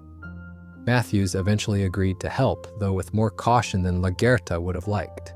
He called Dexter to his boat for a conversation that was, in reality, an interrogation. He laid out the circumstantial evidence and watched Dexter's reaction. Dexter, who had been preparing for this kind of confrontation his entire life, responded with a story about seeing Doakes on a boat that he suspected was used to dispose of victims. He claimed he had been too afraid to come forward at the time. Matthews seemed convinced, though it was difficult to tell how much of his acceptance was genuine and how much was a desire to avoid the catastrophic implications of LaGuerta being right. But LaGuerta would not stop. She obtained Bay Harbor butcher evidence from the FBI. She and Matthews searched through boxes in her garage, looking for anything that might definitively prove or disprove Dexter's involvement. They found fishing lures. They found a key to a boat storage facility. And when they found the boathouse and opened a cabinet, they discovered exactly the kind of evidence that the real Bay Harbor butcher would have kept. Trash bags, plastic wrap, a set of knives, and on one of the knives, Doakes' fingerprint. LaGuerta recognized immediately what this meant. The evidence had been planted. Someone had staged the boathouse to look like Doakes' kill site, using Doakes' own fingerprint to sell the deception. And the person with both the forensic expertise and the motivation to do this was, in LaGuerta's mind, clearly Dexter Morgan. She told Matthews that Dexter was a forensics expert who had the skills to plant such evidence. Matthews told her to let it go. LaGuerta said she could not. The crisis reached its peak when LaGuerta obtained surveillance footage of Dexter on the night she believed he had killed Hector Estrada, a man she was using as bait. She brought Dexter into the interrogation room at Miami Metro and arrested him in front of the entire department. She presented the footage. She presented photographs of Dexter carrying black garbage bags onto his boat. She told him directly and without hesitation to admit that he was the Bay Harbor butcher. Dexter denied everything. He claimed the bags contained ice for fishing. He claimed he was disposing of dinner from a restaurant. And then Masuka and Deborah walked in with the results of an evidence analysis that turned the entire interrogation on its head. The bloody shirt that LaGuerta had presented as evidence against Dexter was proven to be from a decades-old arrest stolen from the evidence room. LaGuerta's own partial fingerprint was found on the wallet she claimed Dexter had disposed of. The evidence pointed not to Dexter's guilt, but to LaGuerta's apparent attempt to frame him. It was a masterful counter-operation, executed by Deborah with Dexter's guidance. They had anticipated LaGuerta's move and prepared a trap that made LaGuerta look like a rogue cop on a vendetta, rather than a detective who had solved the case of the decade. LaGuerta was humiliated. The department turned against her. Matthews told her to back off before she destroyed her career. But in the elevator, after Dexter was released, LaGuerta confronted him one final time. She told him she knew what he was. She told him that Doakes had always known there was something wrong with him. And Dexter, looking at the woman who had come closer to proving the truth than anyone since Doakes himself, said nothing. Because there was nothing to say. She was right about everything. If you are still with me, still comfortable, still settled in for the long journey, take a quick second to hit subscribe. It is a small thing, but it means a lot. Now let's keep going, because the threats did not stop with LaGuerta. Season 7 brought a whole constellation of people who knew fragments of Dexter's truth, and each one was a potential point of catastrophic failure. Season 7 was the season where Dexter's secret stopped being a secret and became more of an open wound. Deborah knew, LaGuerta suspected, and several other people were circling the truth from different angles, each one holding a piece of a puzzle that, if assembled, would have destroyed Dexter completely. The first of these was Sal Price, a true crime writer who had been researching the Wayne Randall case. Wayne Randall was a spree killer from 15 years earlier who had gone on a 3-state rampage with his girlfriend Hannah McKay. Wayne was now in prison, claiming to have knowledge of additional buried victims, and he wanted to lead investigators to the bodies as a form of penance. Dexter volunteered to assist with the forensic work. The problem was that Dexter's involvement with the Wayne Randall case was not purely professional. He had become romantically involved with Hannah McKay, Wayne's former partner, and this relationship compromised his objectivity in ways that left traces in the forensic record. Sal Price, who was thorough and persistent in the way that good crime writers tend to be, noticed the discrepancies. He obtained blood spatter reports from the Wayne Randall case and had them analyzed by an outside lab. The analysis revealed inconsistencies that pointed to evidence being manipulated by whoever had processed the original crime scenes. Sal confronted Dexter directly. He waited outside Hannah's house and approached Dexter as he was leaving. The conversation was brief and devastating. Sal told Dexter that he now understood why the blood work on the Wayne Randall spree had been so spotty. He told Dexter that he had been protecting someone and that he intended to write about it. Dexter threatened that publishing this information would end Sal's career, but Sal responded that keeping quiet was simply not in his nature. This was a threat that Dexter could not handle in his usual way. Sal Price was not a criminal. He was not a predator who had escaped justice. He was a writer doing his job, following evidence, and arriving at conclusions that happened to be correct. Killing Sal would violate the code in ways that Dexter could not rationalize. But letting Sal publish would create a trail of suspicion that other investigators could follow. The situation resolved itself when Sal died unexpectedly, not from Dexter's hand, but from Hannah's. Hannah, who had her own history of using poison to eliminate threats, killed Sal with aconite applied to his pen. It was a clean, untraceable death that was initially ruled as natural causes. But Dexter found the pen, he tested it, and he kept it, understanding that it was evidence that could implicate Hannah and, by extension, himself. The second major threat of Season 7 came from a direction that Dexter never anticipated. Isaac Serko was a senior member of the Koshka Brotherhood, a Ukrainian organized crime syndicate operating in Miami. Dexter had killed one of Isaac's associates, Viktor Baskov, during a confrontation at the airport. He disposed of the body in his usual manner and assumed the matter was closed. It was not closed. Isaac Serko was not a typical mob boss. He was cultured, intelligent, and deeply devoted to the people he cared about. Viktor had been more than an associate to him. When Viktor disappeared, Isaac came to Miami personally to find out what happened. And through a combination of investigation and deduction, he traced Viktor's disappearance to Dexter. The close call came when Isaac infiltrated Dexter's apartment. He let himself in, made tea in Dexter's kitchen, and waited. If Dexter had come home that night, he would have walked into an ambush by a man who was fully prepared to torture him for information about Viktor's death.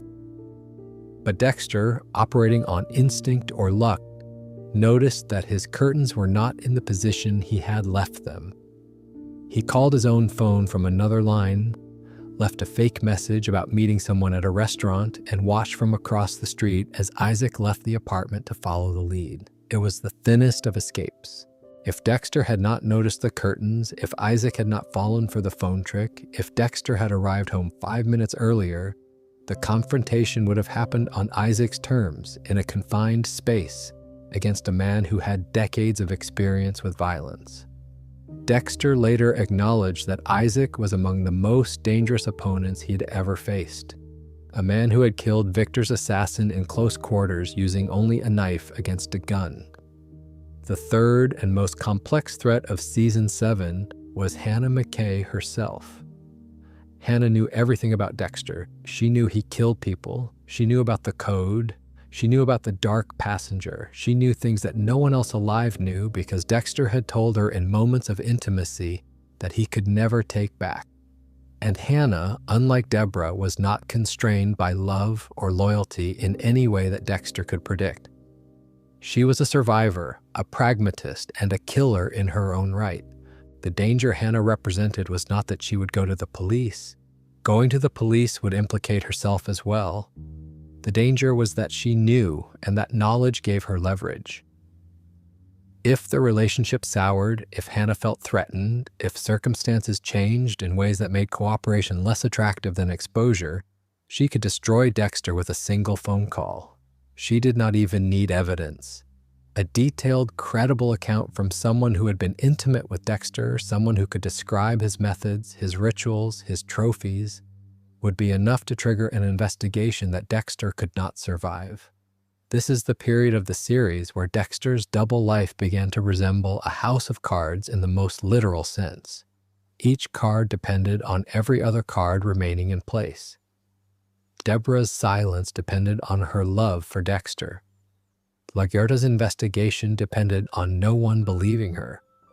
Hannah's cooperation depended on the relationship holding. Sal Price's silence depended on him being dead. Isaac's withdrawal depended on a negotiated truce. If any single one of these dependencies failed, the entire structure would collapse, and the dependencies were failing. Deborah was drinking and taking pills to cope with the weight of what she knew. LaGuerta was continuing her investigation despite being told to stop.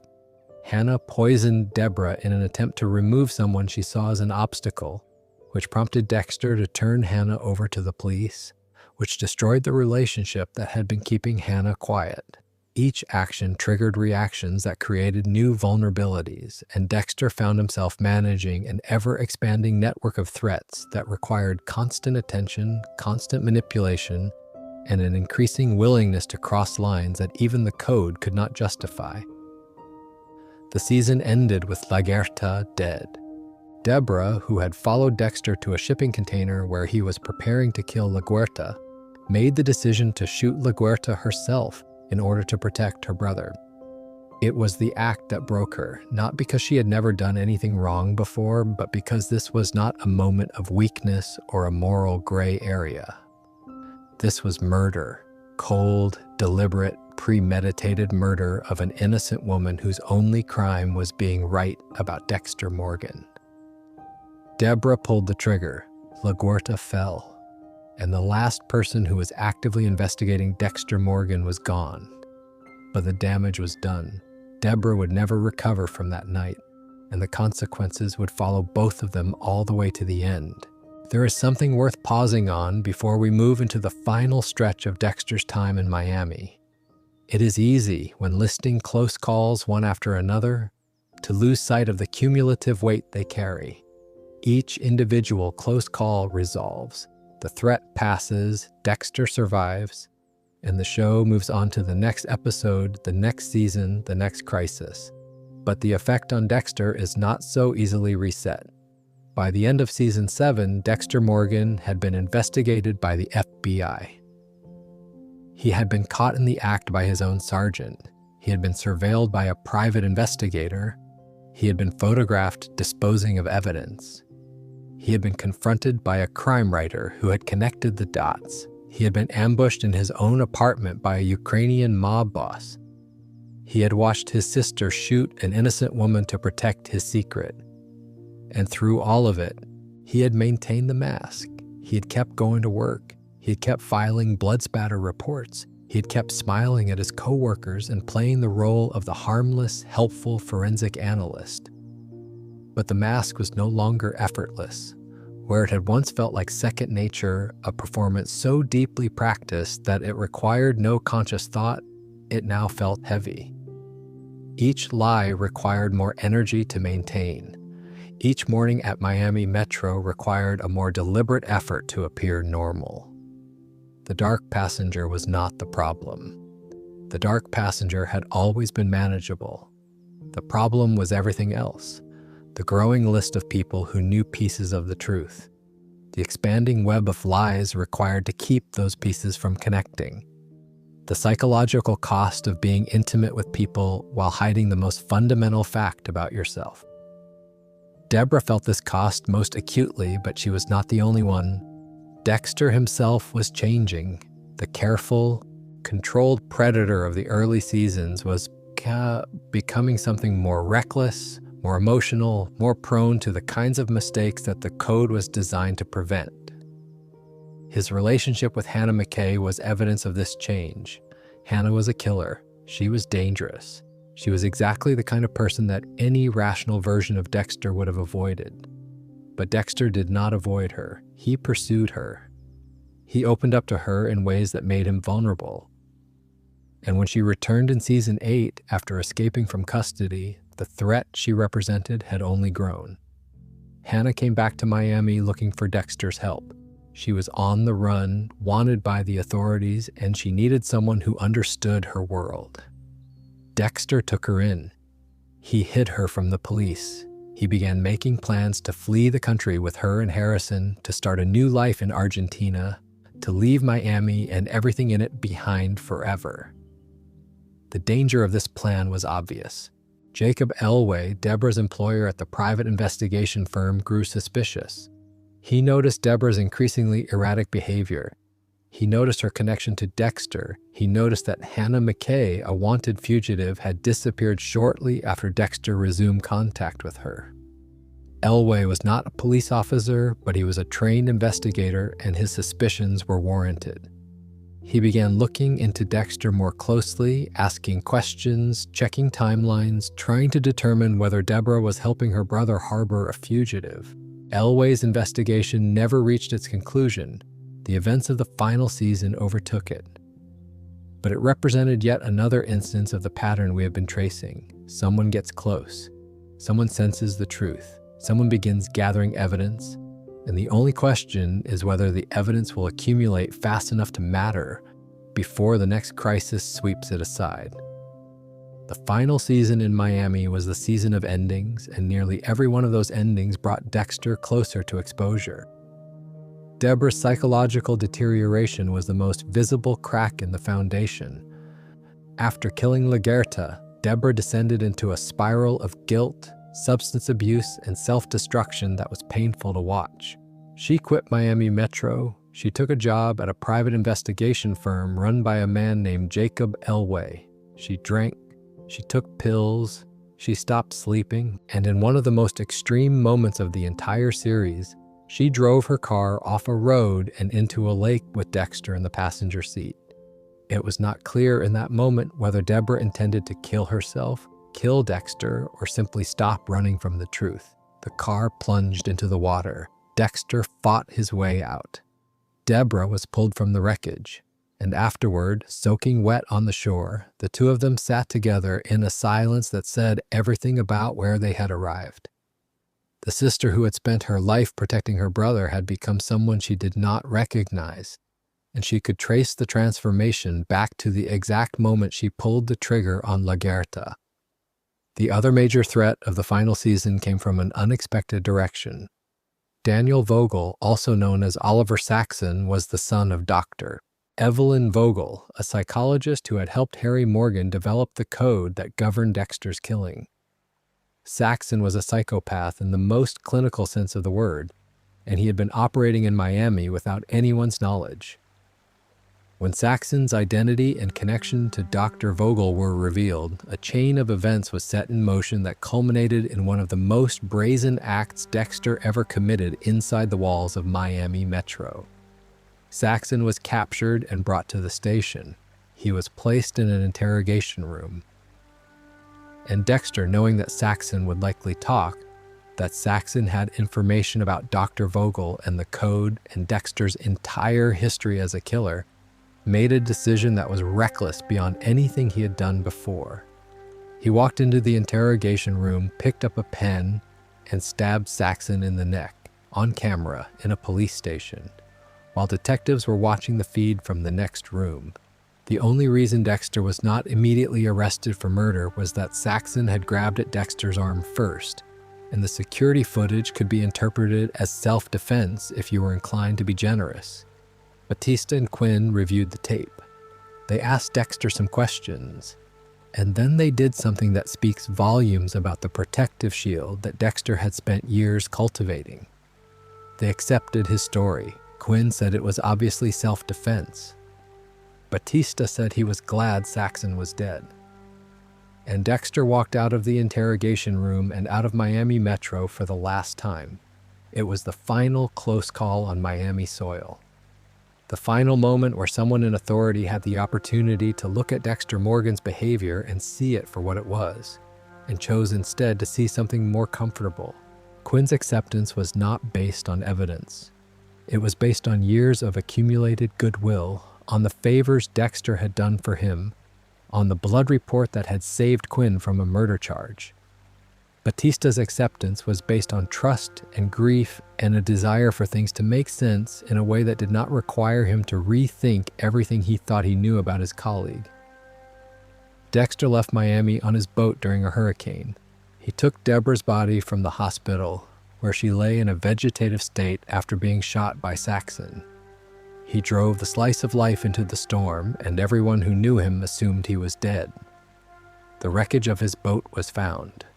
No body was recovered. The story of Dexter Morgan, blood spatter analyst at Miami Metro Homicide, ended with an obituary that described a man who died trying to outrun a hurricane. But Dexter was not dead, and the story was not over. When Dexter resurfaced, he was living in a small town called Iron Lake in upstate New York, using the name Jim Lindsay. He worked at a sporting goods store. He dated the local chief of police, a woman named Angela Bishop. He bowled on a league, made friends with his neighbors, and presented himself as the kind of quiet, unremarkable person that small towns absorb without question. He had not killed anyone in years. He had suppressed the dark passenger through sheer force of will, and he had built something that, from the outside, looked like an ordinary life. The suppression did not last. It never does, not for someone like Dexter. The trigger was a man named Matt Caldwell, the entitled, reckless son of a local power broker named Kurt Caldwell. Matt had killed someone while driving drunk and gotten away with it. He had shot a rare white deer on protected Seneca land and showed no remorse. He was, by any application of Harry's code, a legitimate target, and Dexter, after years of abstinence, gave in. The kill itself was clean. The aftermath was a catastrophe. Dexter killed Matt at his own cabin, which meant there was blood in the snow. The morning after, Angela showed up with a search party to look for Matt, who had been reported missing, and they used Dexter's cabin as their staging point. Dexter was standing in his living room making coffee for police officers while traces of Matt Caldwell's blood were being covered by fresh snowfall in his backyard. This was a different kind of close call than anything that had happened in Miami. In Miami, Dexter had the resources of a forensic lab, the trust of his colleagues, and years of experience manipulating crime scenes. In Iron Lake, he was a stranger with no institutional protection. The local police were competent, the search effort was thorough, and the evidence was mounting in ways that Dexter could not easily control. A thermal camera had recorded a figure in the woods near where Matt was last seen. Blood was found at the scene of the dead white deer, and when tested, it matched Matt Caldwell's DNA. Bone screws from Matt's surgically repaired leg were discovered in the ashes of a fire pit. And a forensic examiner from Albany, despite seeming clumsy on arrival, proved to be highly skilled and began reconstructing the crime scene with an accuracy that made Dexter profoundly uncomfortable. Dexter improvised. He created a false evidence trail, dragging Matt's orange hunting vest through the woods to redirect the search.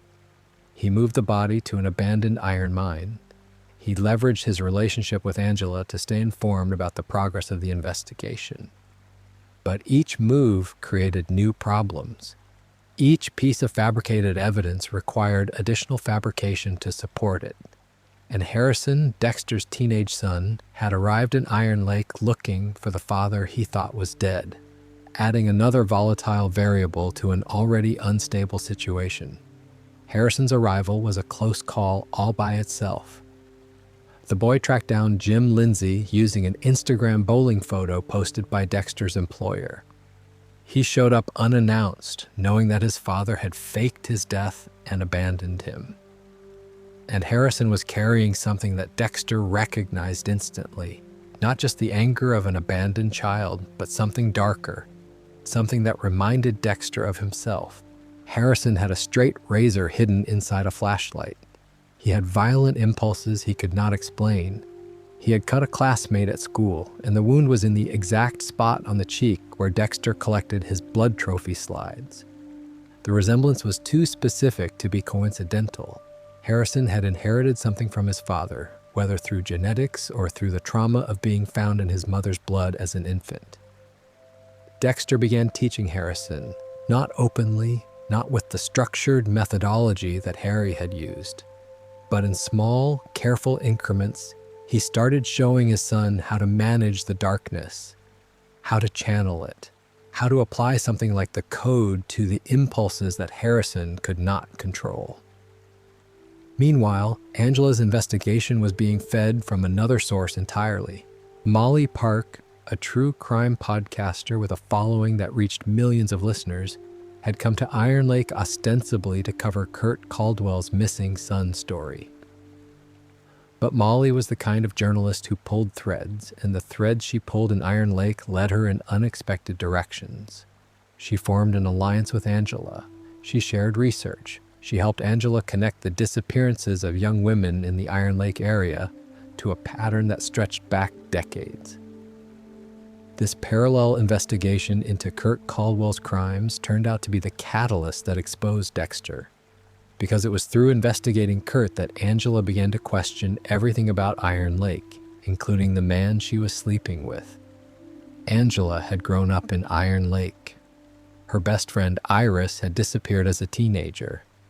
Angela became a cop specifically because she never believed Iris had simply run away. And now, decades later, evidence was surfacing that suggested Iris had been murdered, along with a dozen other young women, by someone in the community. Angela began searching online for information about the Bay Harbor butcher case, prompted by something Molly had mentioned about patterns of sedation in serial murders. She read about the injection marks. She read about the dismemberment. She read about the blood slides. And as she read, the details began to align with things she had noticed about Jim Lindsay. The way he handled the knife when they cooked dinner together. The way he seemed to know more about crime scenes than a sporting goods clerk should. The way his story never quite added up, even though it always sounded plausible in the moment. Angela also found something specific that connected Dexter to the Bay Harbor butcher's methods. The ketamine connection. Bay Harbor butcher victims had been sedated with a specific drug before being killed. In Iron Lake, Dexter had been obtaining ketamine from a veterinary contact to use as his sedative. And when Miles O'Flynn, a local, reported that Jim Lindsay had stuck him in the neck with a needle, Angela had the bridge she needed. Same drug, same injection site, same method, different city, different decade, same killer. It was the most thorough, most methodical investigation anyone had ever conducted into Dexter Morgan. Not because Angela had more resources than the FBI, she had far fewer. Not because she was a better detective than Lundy or LaGuerta, she was differently skilled, but because she was approaching it from a unique position. She was the woman who shared his bed. She knew his daily routines. She knew when he was lying because she had watched him lie to her face, and had logged the specific way his eyes shifted when he did it. And she was not in love with him enough to look away. It was the most dangerous thing Dexter had ever done, not because of the police or the investigation or the evidence, but because it meant that Dexter's secret was now being shared with the one person who had the most reason to be destroyed by it, his son. Angela Bishop was a good cop. She was not a great detective in the way that Frank Lundy was a great detective, with FBI resources and behavioral science training. She was not driven by personal vendetta the way Doakes was driven, or by institutional loyalty the way LaGuerta was driven. Angela was simply a competent, conscientious chief of police in a small town, and she did her job thoroughly. And that thoroughness, applied consistently over time, accomplished what the combined might of the FBI, Miami Metro Homicide, and every suspicious colleague Dexter had ever encountered had failed to accomplish. Angela caught Dexter Morgan. The process was incremental. Angela had been growing uneasy about Jim Lindsay for weeks before she took any formal action. Small things accumulated, inconsistencies in his stories, gaps in his biography that he deflected with charm rather than answered with specifics. The fact that he had a teenage son he had never mentioned. The fact that a man went missing near his cabin on the same night Dexter was supposedly home alone. The first major break came through the bone screws, when Angela found metal screws from Matt Caldwell's surgically repaired body in the debris near Dexter's fire pit. She had physical evidence linking Dexter's property to Matt's remains. This was not circumstantial. This was not a gut feeling. This was forensic evidence, the kind that Dexter had spent his career creating, analyzing, and manipulating, and he could not manipulate it from the other side of an interrogation table. Angela arrested Dexter at her own house, in her own kitchen, while Harrison and her daughter Audrey were in the next room. She pulled her gun and ordered him to his knees. For a moment, Dexter considered reaching for a kitchen knife. The old instincts flared, but then Logan, Angela's deputy, entered with his own weapon drawn, and the moment passed. Dexter was handcuffed, photographed, and fingerprinted, not as Jim Lindsay, as Dexter Morgan. The interrogation was methodical. Angela presented the thermal camera footage showing a figure in the woods. Matt disappeared, and it was, in almost 1999, Matt disappeared, and it was, in almost every detail, correct. Dexter countered with an alternative theory, suggesting that Kurt Caldwell had framed him, and that Kurt was the real killer. It was a plausible defense. Logan, listening from outside the room, admitted that Dexter's story held together. But Angela was not finished. She had been researching.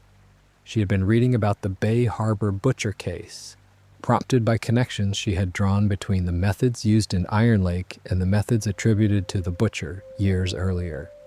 She had spoken with Molly Park, a true crime podcaster who had extensive knowledge of serial killer cases, and she had discovered something that linked Jim Lindsay's kills in Iron Lake to the Bay Harbor butcher's kills in Miami: ketamine. The Bay Harbor butcher's victims had been sedated with an injectable drug before being killed. The drug left injection marks on the victims' necks. And in Iron Lake, a man named Miles O'Flynn had testified that Dexter had poked him in the neck with a needle. When Angela compared the autopsy photos of Jasper Hodge, one of Dexter's Iron Lake victims, with autopsy photos from the Bay Harbor butcher case, she found identical injection marks. Angela laid these photos in front of Dexter. She told him that she had connected the dots. She told him that she knew who he really was. And then she told him something that made every other close call in the series feel like a warm-up exercise. She had called Angel Batista in Miami. Batista, the man who had worked alongside Dexter for over a decade. The man who had considered Dexter a friend. The man who had attended Harrison's birthday parties, who had shared crime scenes and late nights, and the quiet camaraderie of people who worked together in the presence of death. Angela told Batista that Dexter Morgan was alive. She emailed him a recent photograph. And Batista, who had mourned Dexter, who had believed his friend died in a hurricane, was now on his way to Iron Lake with everything he had on the Bay Harbor butcher case. Batista also remembered something. He remembered that Maria LaGuerta had been murdered shortly after she revealed her suspicions that Dexter was the Bay Harbor butcher. He remembered that LaGuerta had been right about everything and that nobody had listened. And now, years later, a police chief in a small New York town was telling him the same thing LaGuerta had tried to tell them all. Angela told Dexter that Batista would arrive the next day. She told him that he would be extradited to Florida. She told him that Florida has the death penalty. And for the first time in the entire series, across all 8 seasons and the revival, Dexter Morgan had no escape route, no evidence to manipulate, no colleague to misdirect, no sister to protect him, no forensic trick to pull. He was in a cell in a small-town police station, and the full weight of everything he had done was about to land on him. What happened next was the tragedy that the entire series had been building toward. Dexter, desperate and cornered, called out to Logan through the bars of his cell. He asked for water. When Logan brought it, Dexter grabbed him, smashed his face against the bars, and put him in a chokehold. He told Logan he did not want to hurt him. He said he just needed the keys, but Logan reached for his gun instead, fired a shot that missed, and Dexter, operating on the reflexes that had kept him alive through dozens of kills, snapped Logan's neck. Logan was an innocent man. He was a good cop, a decent person, someone who had been kind to Harrison, someone who had no connection to Dexter's crimes other than the misfortune of being on duty the night Dexter decided to escape. His death was not the code. It was not justified by any framework, not Harry's, not Dexter's, not any version of vigilante justice that the show had ever presented. It was murder.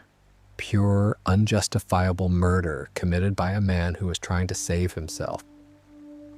Dexter fled the station. He called Harrison from Logan's phone and told him to meet at the place where the white deer had been killed. He had Kurt Caldwell's bag of money.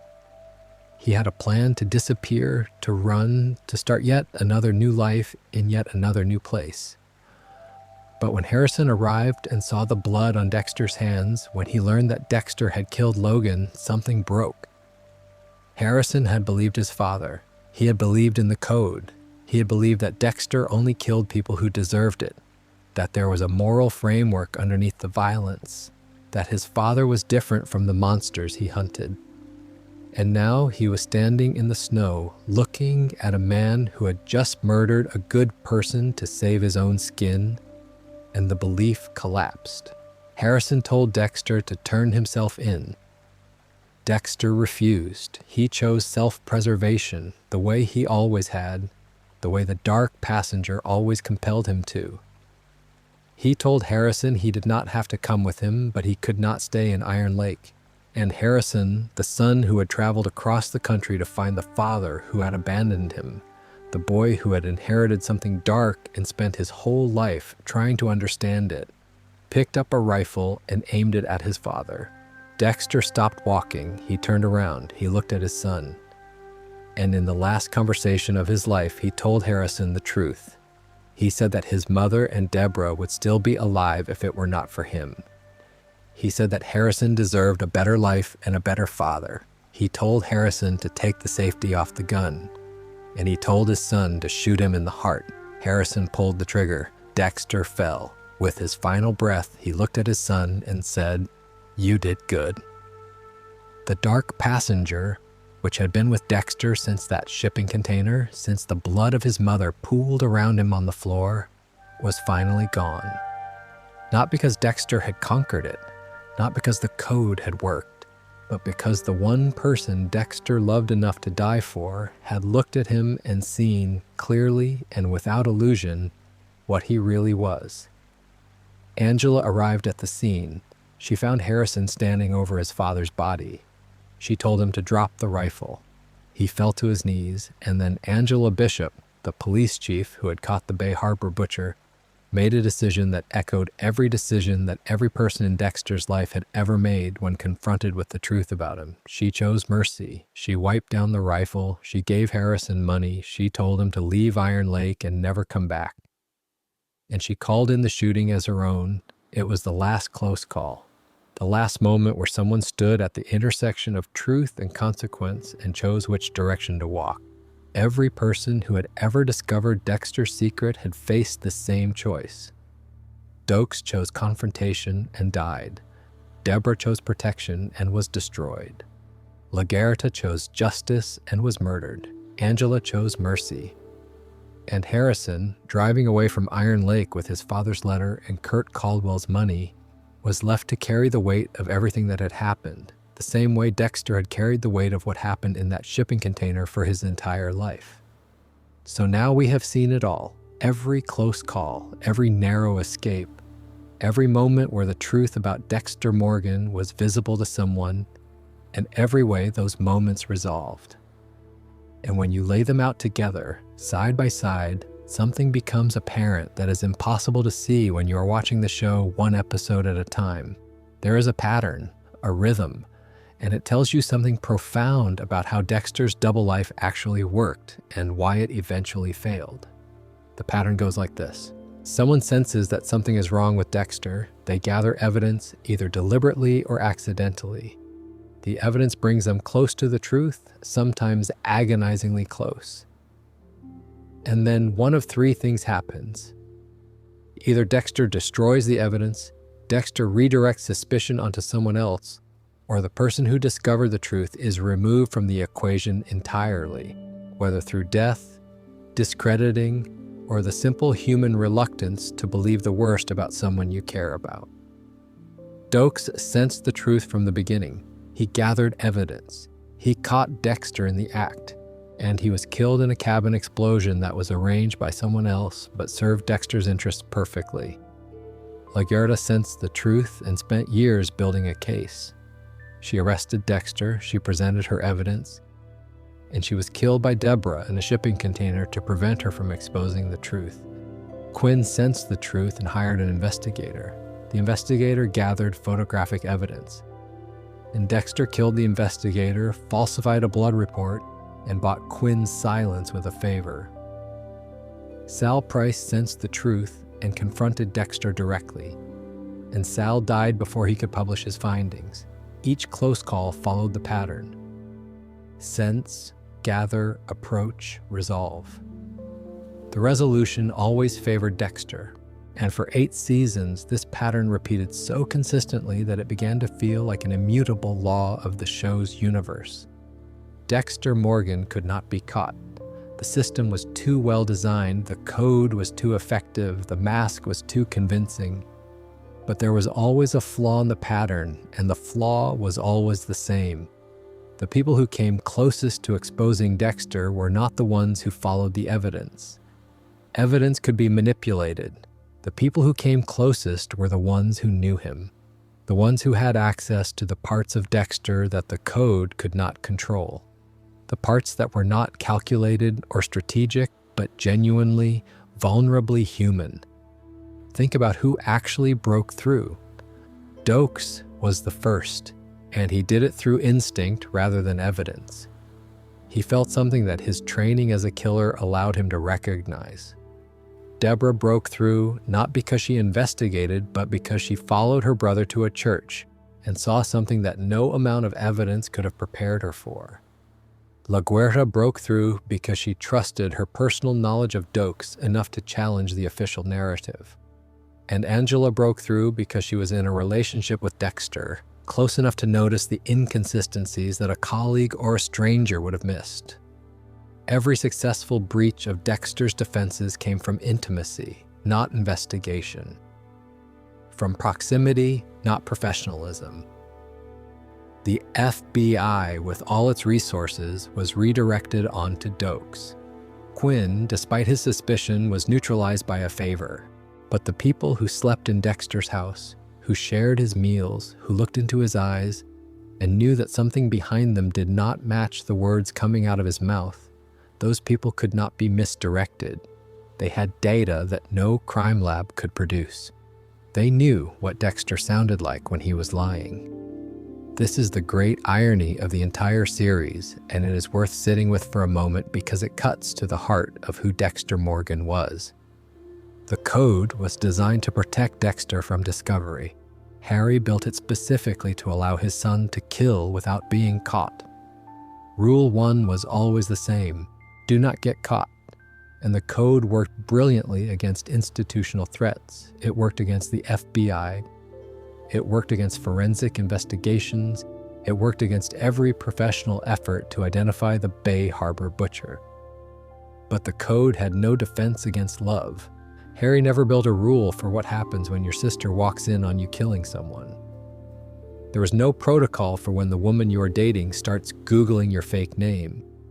There was no contingency for your teenage son showing up on your doorstep, carrying the same darkness you carry, looking for answers that only the truth could provide. Dexter needed people.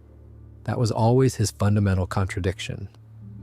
The dark passenger demanded isolation, demanded secrecy, demanded a life lived entirely behind the mask. But Dexter was not purely a predator. He was also, in some damaged and incomplete way, a human being. He loved Deborah even if he could not fully express it. He loved Rita even if he could not fully protect her. He loved Harrison even if he could not fully be present for him. And each of these connections, each of these moments where Dexter allowed himself to be something other than the dark passenger, created a vulnerability that the code was not designed to address. The people who destroyed Dexter's double life were not his enemies. They were the people he loved. Deborah, Harrison, Angela. Each one looked at him from a position of closeness, from inside the perimeter of his carefully maintained defenses, and saw something that the rest of the world could not see. Not because they were smarter or more skilled, but because they were close enough to feel the temperature of his lies. And that is perhaps the most important thing to understand about every time Dexter almost got caught. The close calls were not random, they were not accidents of plot or failures of vigilance. They were the inevitable consequence of a man who needed connection, trying to live a life that required total disconnection. Every relationship was a risk. Every moment of genuine human contact was a potential breach in the wall.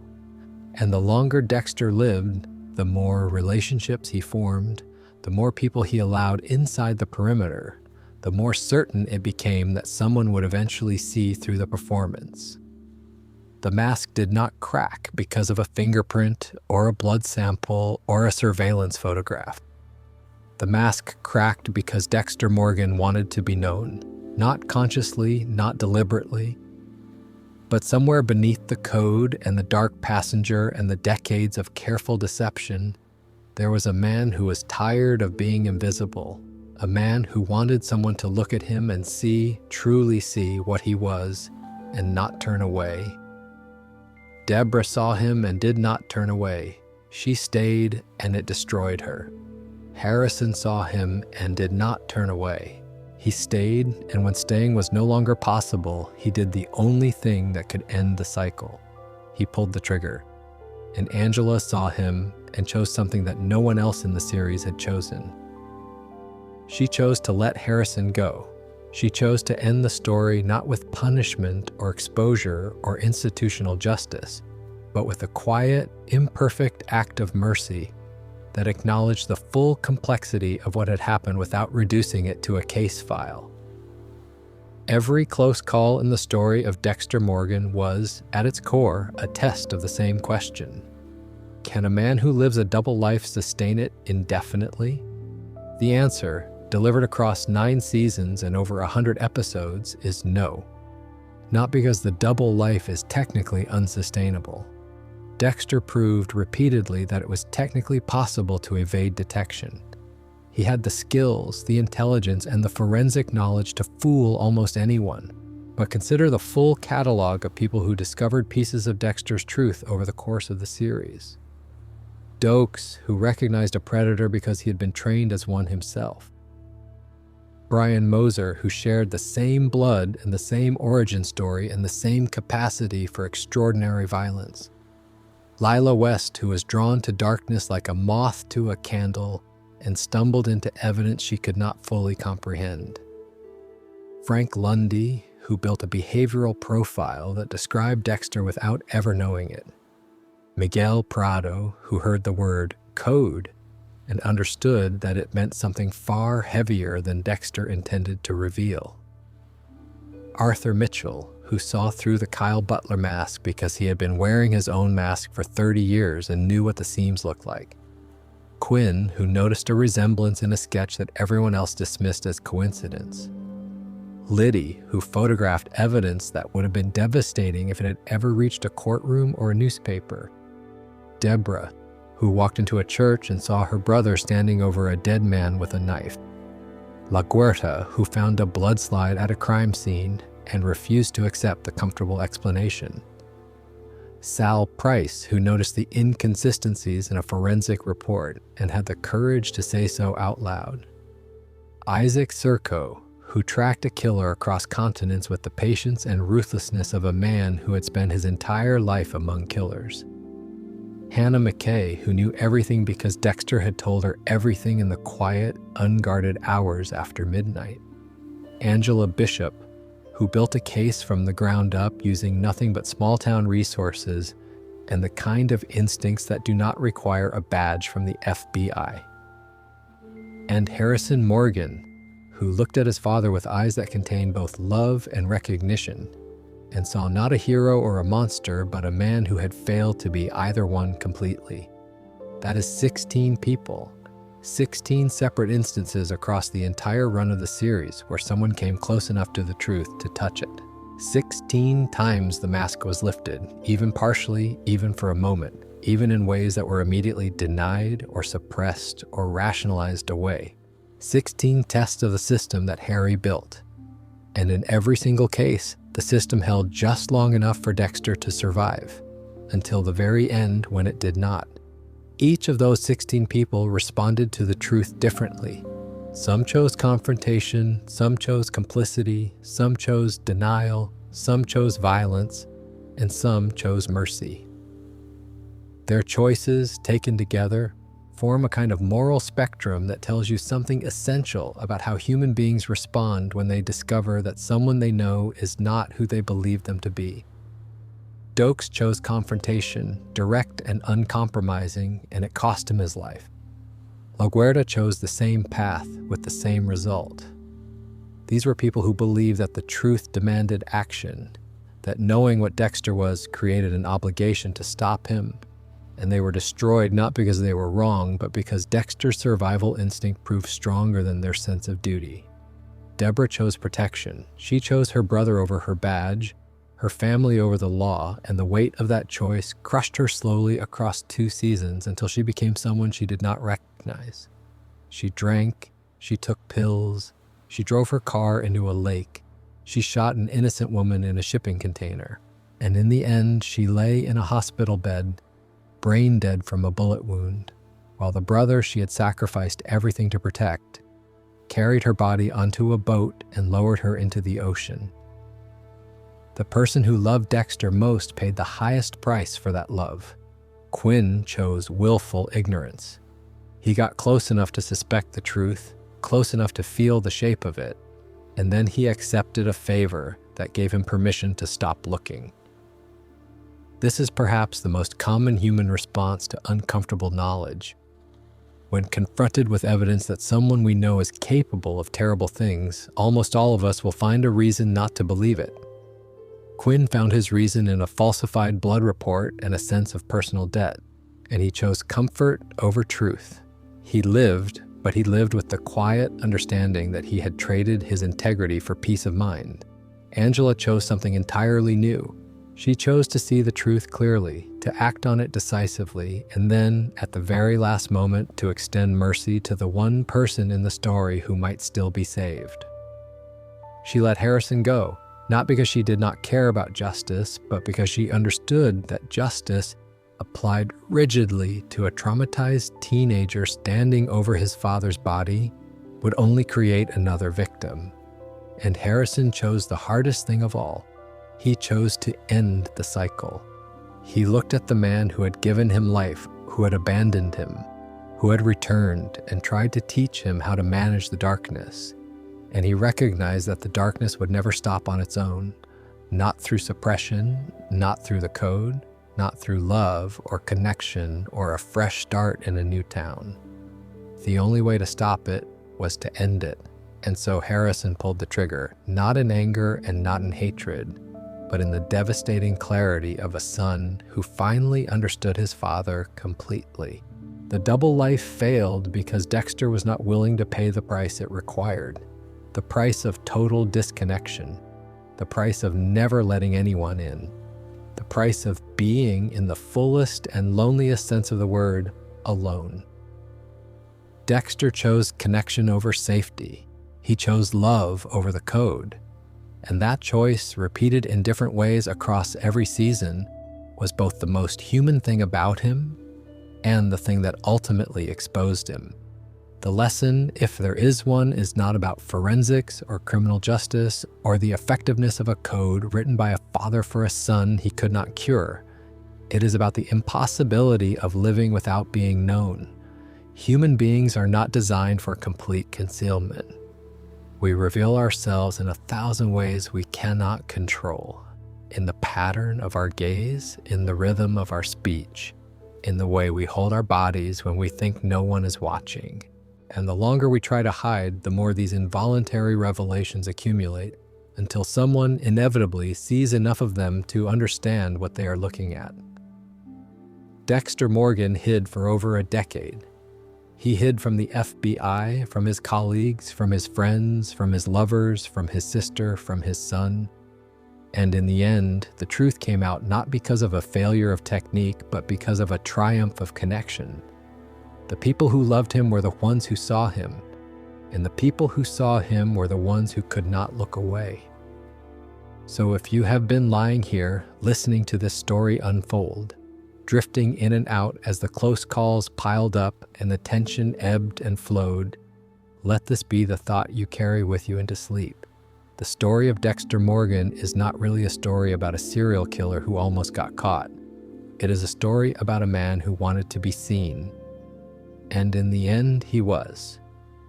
Sleep well, and if you are still awake, if this story kept you company through the quiet hours, consider hitting that subscribe button. It is free, and it tells us to keep making these kinds of long, immersive journeys into the stories you love. Thank you for listening. Thank you for being here.